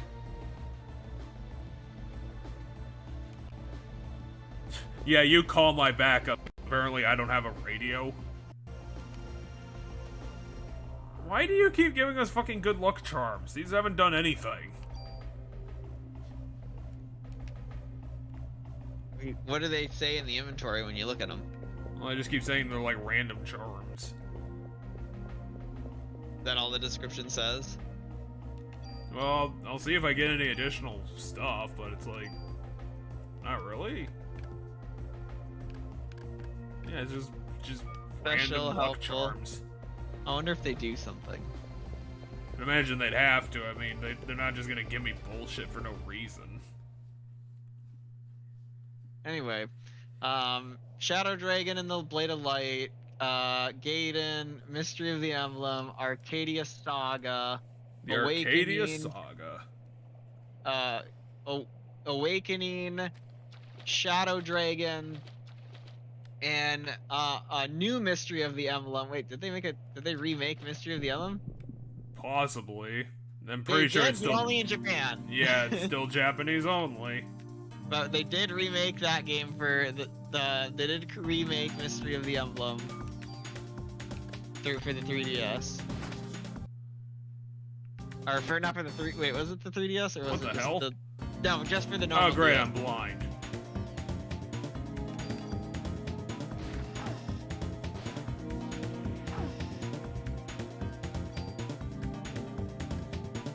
So you should just focus on healing and detoxing and putting up maybe a barrier. And remembering that the bats can fucking blind the hell out of you. Well, then So I'll that take once it you down can now. see again, yeah, once you can see, murder the ever-living Christ out of the bat. Yeah, their poison is like greater poison. And I can't really avoid them because they just keep tracking on to me.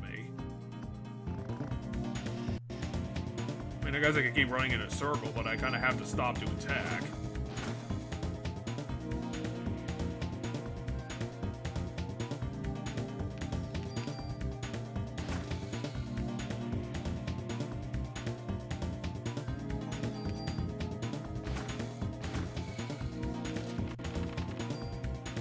Yeah, I'm getting, like, insanely good experience down here. Well, that's good, because leveling up's gonna mean more abilities. I wonder if this is gonna be a sewer maze type of thing. Looks like it might be. Anyway, let's get some healing going. It might be wise to look at the exact difference in HP you have before picking a healing, because then you use less of your bar. Because, like, if you're only missing, you know, something that Cure 2 can catch you up on. I think this is a dead end because I can't really interact with it. It definitely looks like a dead end. But yeah. Anyway, all those games I just listed, all 1, 2, 3, 4, 5, 6, 7, 8 games take place on the same planet. Across 2 continents, though. Those continents being Arcadia and Valencia. Which in the future have different names. Hello, we got 2 of each now, because we leveled up 2, lady.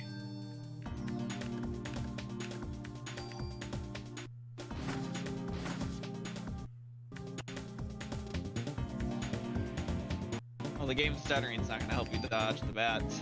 Yeah, but, you know, there's not much I can do about that. Now I'm blinded. Well, hopefully our next level gets us a thing that gets rid of blind.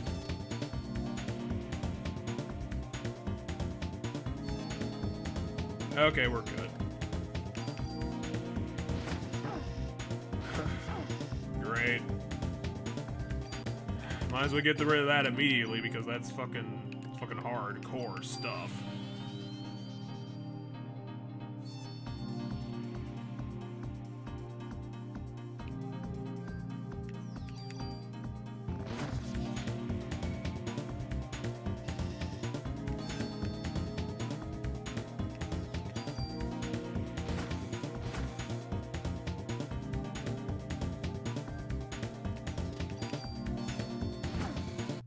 What a brilliant timing, Bat. Thanks.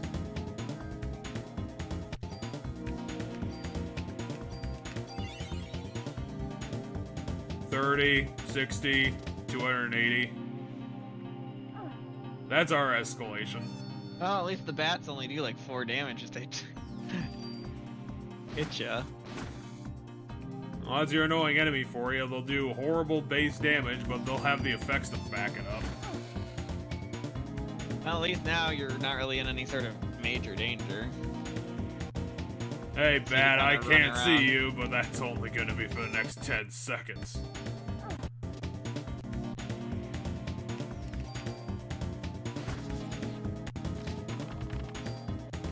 I don't know, still seems like it's worth it.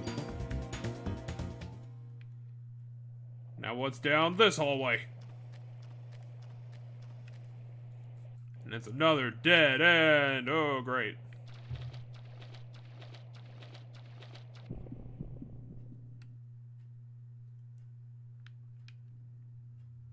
Dumb game. Alright. Some bats. I don't know how I'm gonna dodge them here.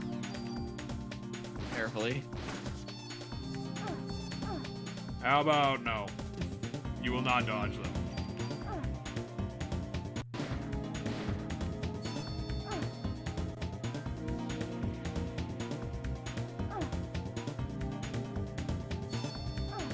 Great combat design, Square Enix. This is brilliant. We know what we're doing here at Square. Tiny hallway.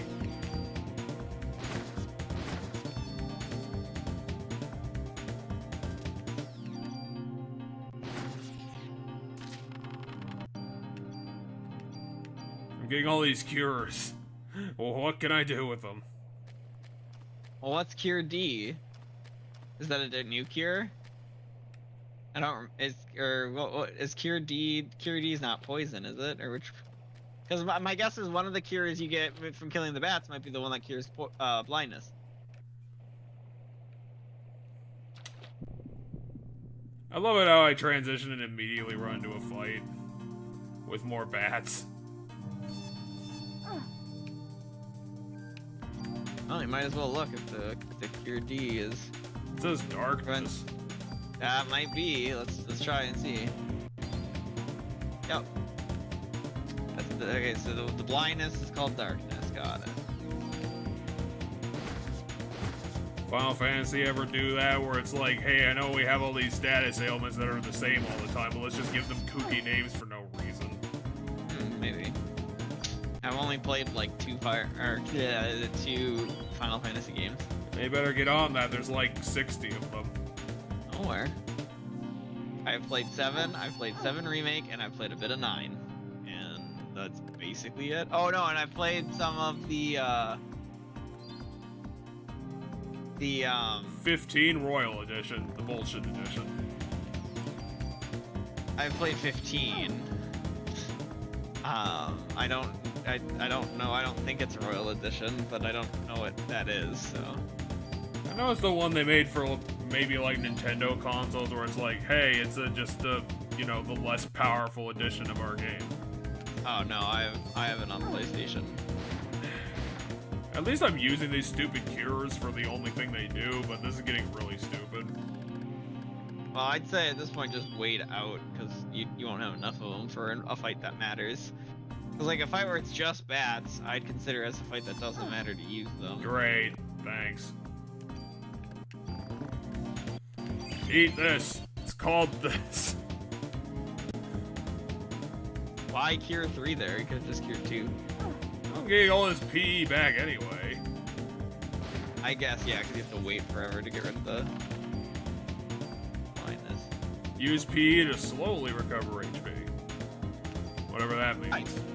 It means it's a regen. So, like, rather than healing a big number now, we throw that, and then while we're walking around waiting for our bar to fill, we're healing. I'll give it a shot. Maybe it'll be worthwhile. It's worthwhile because it lasts over time, but we can use other turns. But it all depends on how much it heals in the long haul, like over the course of its duration. Like that's the thing. We'd have to look exactly how long it lasts. Hey, it's us again. Wait, I gained another 90 HP. Apparently. That's kind of nuts. But yeah, go use Gene Heal and we'll see how much it heals per second. Because what's gonna matter is how much. Holy it heals shit! per second. Look at it go. Wait, that was it. It was like 50.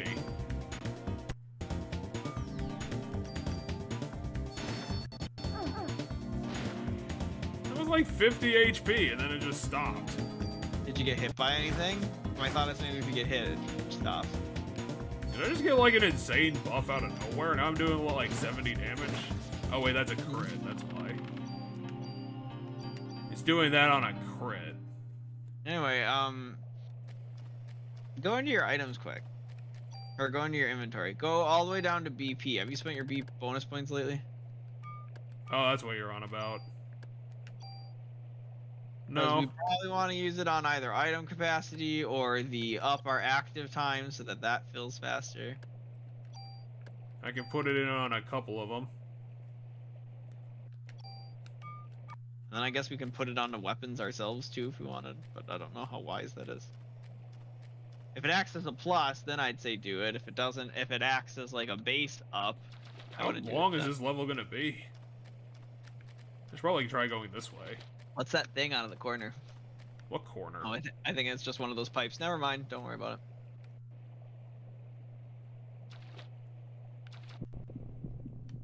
it. Every time I get into one of these hallways, it's just an automatic fight. Rip.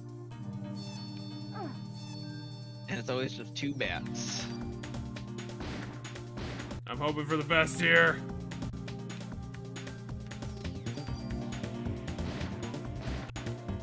I don't know if it's wise to waste the Yeah, maybe you're right. bullets.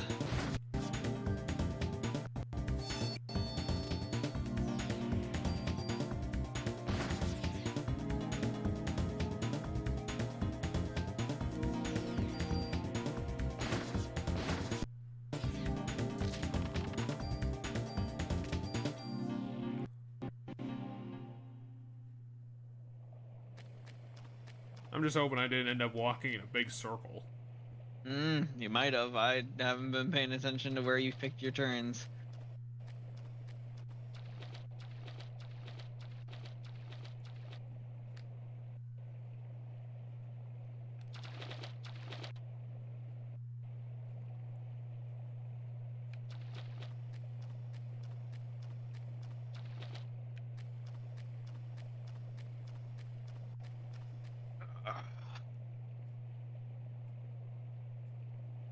Well, welcome to the sewer maze of destiny.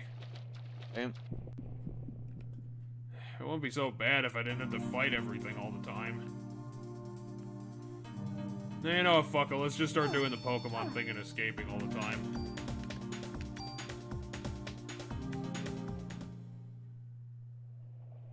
Let's fuck these guys.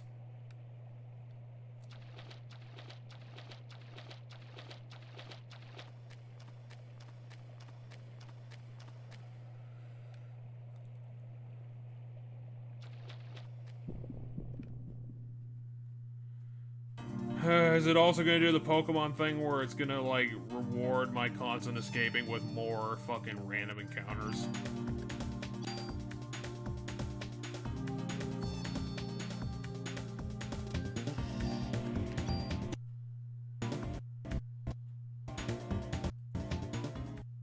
I have no idea who that is. Alright. I grabbed my Switch, seeing as we're in an incredibly boring part. And I decided I was gonna play some Three Houses. And I thought I have a friend request on my Switch from someone whose username is Kenny G, which is I'm like, I don't think that's the Kenny G that's the famous one, so I don't know who that is. Oh, it's Kenny G. Haven't seen him from the school you definitely didn't go to. Oh, huh. Back in 6th grade. Hold on 1 second. I have to go ask my roommate a question, and I wish I noticed this sooner because I can't get my money back if I'm boned on it. Give me 1 second. Oh, what the fuck? I found a sewer collapse down here. I don't know if it's Discord, but Jesus, Duck Station is not liking this part of the game. Just stuttering like a motherfucker right now. Oh, 3 bats. Brilliant. Nice.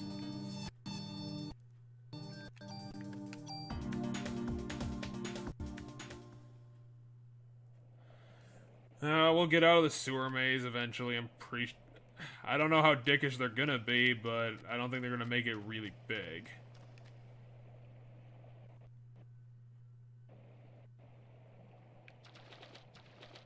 Oh good, a shiny thing.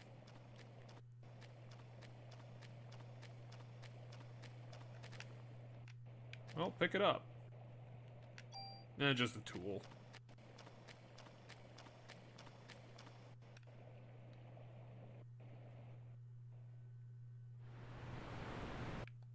See, we're already out. Look, we're in a different location.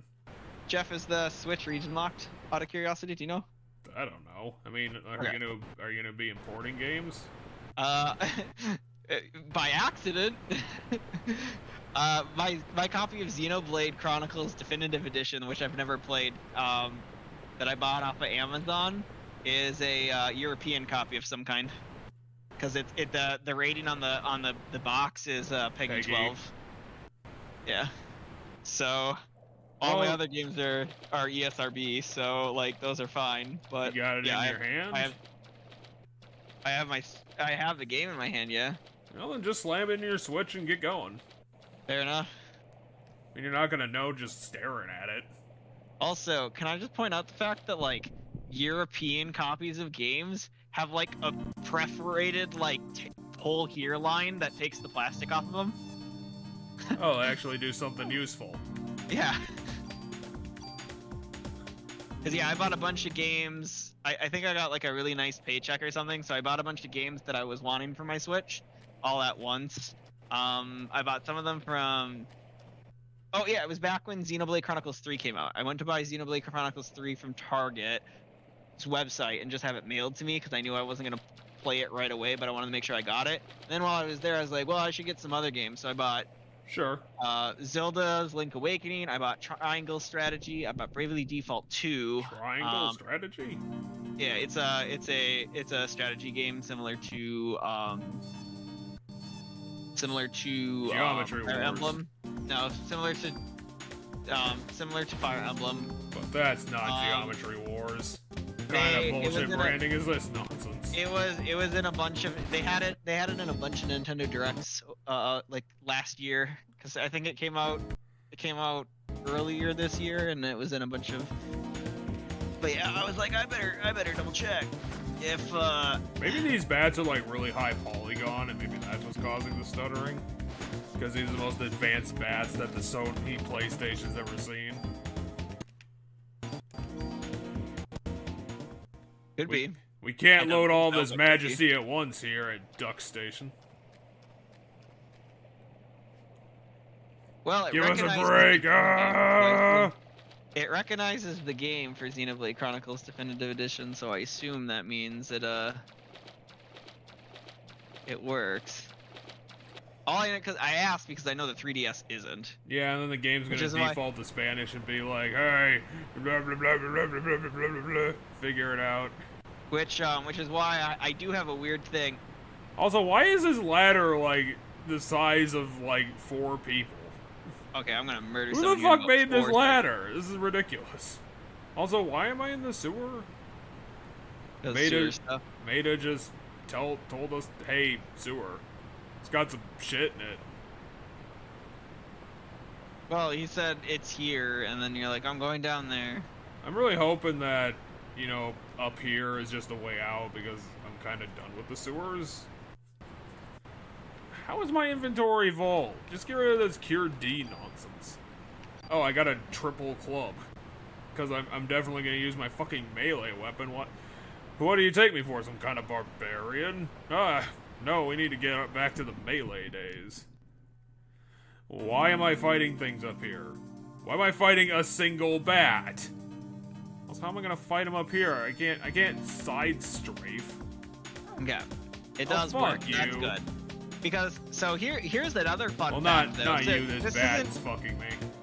No, yeah, this isn't the only game I own that's an international copy. One of my Fire Emblem games for my 3DS is a just about to fucking hit you, and then you fucking got me, you dick. So one of my 3DS Fire Emblem games is from the German land.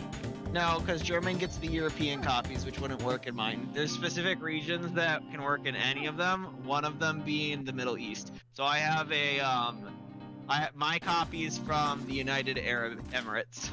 I have a 3DS copy from the United Arab Emirates. Anywho, let's explore the upstairs of the sewers. Quote unquote. Digging through all my game until I find. No, you're just gonna keep Fire hitting. Emblem. You're just gonna somehow play through a whole RPG in the time it takes me to get out of this fucking sewer maze. Oh my god, I have so many games! I have so many Switch games! I need to organize these. Apparently I managed to somehow identify this as the audience from Central Park. Interesting. I don't know how. Because literally it's just staring at a blob. But I think we might be at the light at the end of the tunnel. Well, you know, when you've only come across one blob. Well, now the blob's getting bigger and also solidifying together. And I'm gonna fight it with my service pistol. No, you're gonna fight it with the melee weapon you were just talking about. I love how she's like, I'm confused, but intrigued by this. This is the new thing. I've never seen this before. Now I'm gonna stand directly under it. Well, directly over it. Alright. Well, I'm gonna play Fire Emblem. I have to get the slime out of the reservoir before it infects the city? What? That makes sense. It put itself into the drinking water. I can't allow people to drink Jello. I'm a cop, for God's sakes. I mean, it's evil flesh Jello. I feel like drinking it's gonna be bad for people. I was gonna say this game is starting to look a bit more like Final Fantasy with the super far away shot of Eve running across the pre-rendered background, and now we're in a submarine. Why did the Navy design this location? Yeah, see, every red blinking dot is just a save point. Eve can make saving phone calls on any phone in the city, because she has the credentials.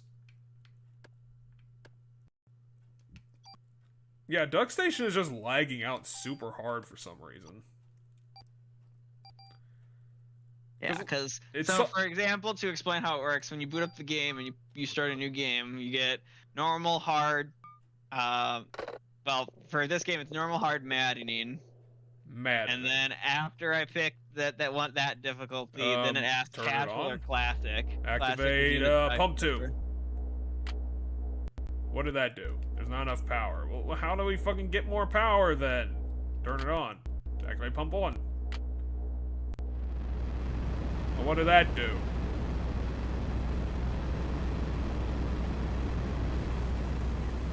It activated a cutscene and also flooded Jello everywhere. Now it became a giant hand and also collapsed this tunnel for some reason. What the fuck? How did we manage to do that? Well, now what?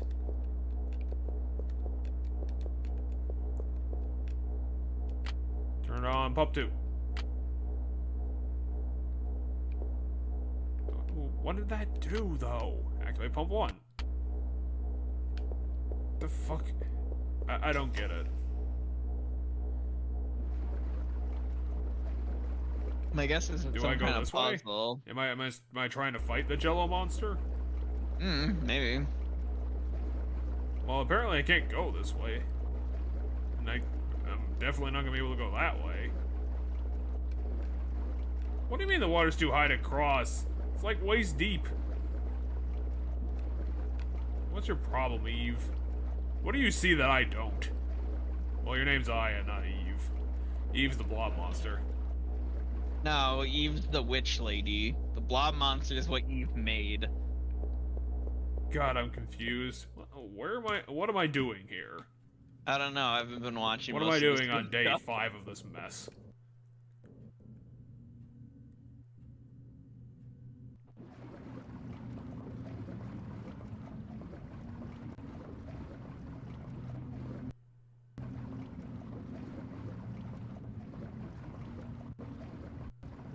I guess I'll try and use the ladder and see what happens.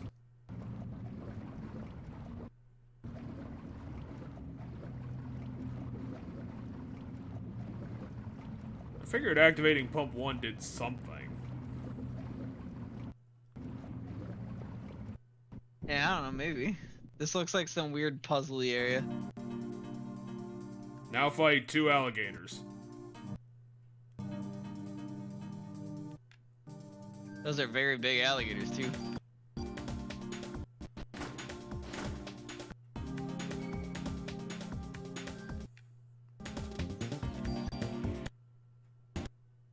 Forgot how impressive Three Houses is. Like, it's literally an anime. Like, the cutscenes are literally, like, anime. Oh my god, what? What the hell is going on with you? Like, the thing used Fire Blast and, like, destroyed the performance entirely. I'm gonna say, the performance seems to be dying regardless of the monster. Because the monster's just walking, and on my screen, the performance is absolutely horrendous.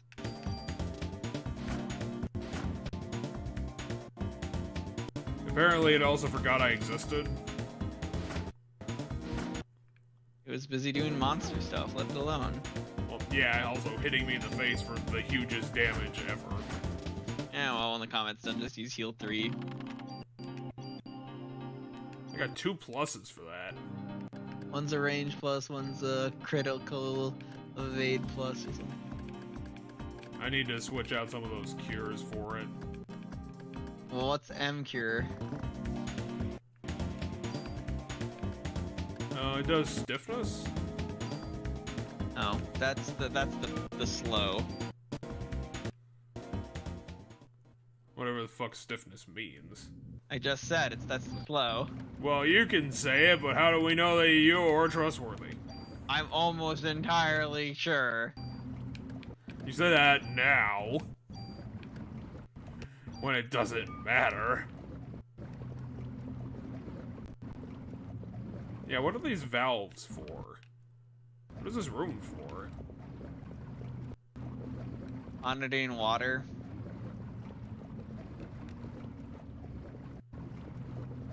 When do they come down here? Has to be a reason, right? They wouldn't just build this here for nothing.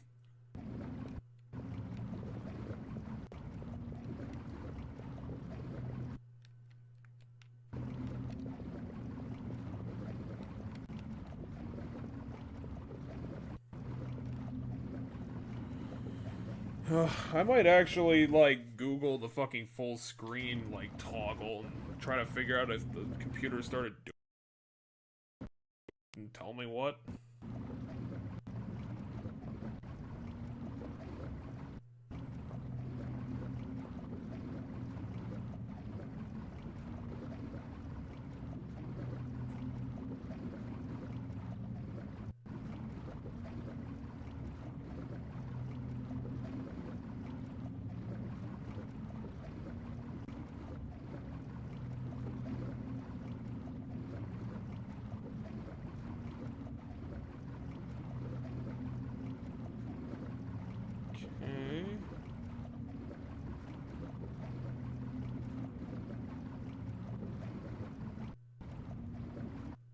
Okay, apparently it's Alt-Enter. Alt-Enter for what? To get out of full screen. Oh, gotcha.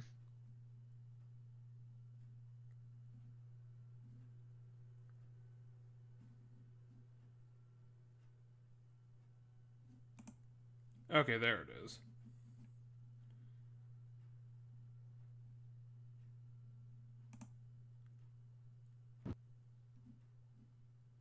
I don't know, it seems like the computer's just, in general, having problems. I don't know.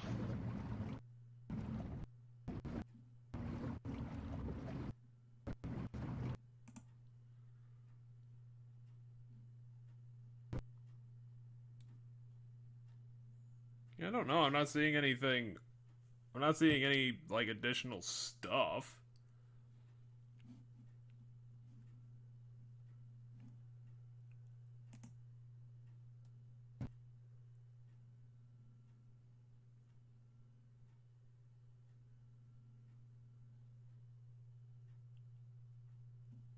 I think Duck Station just crashed.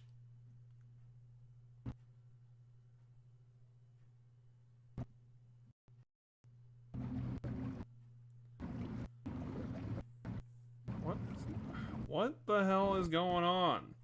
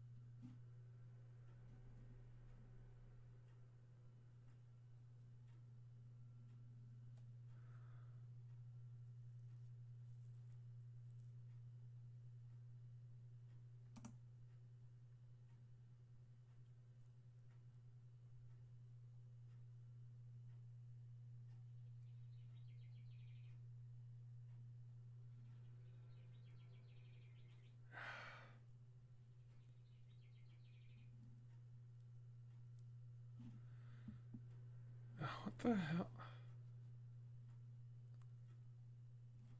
It has to be you at this point.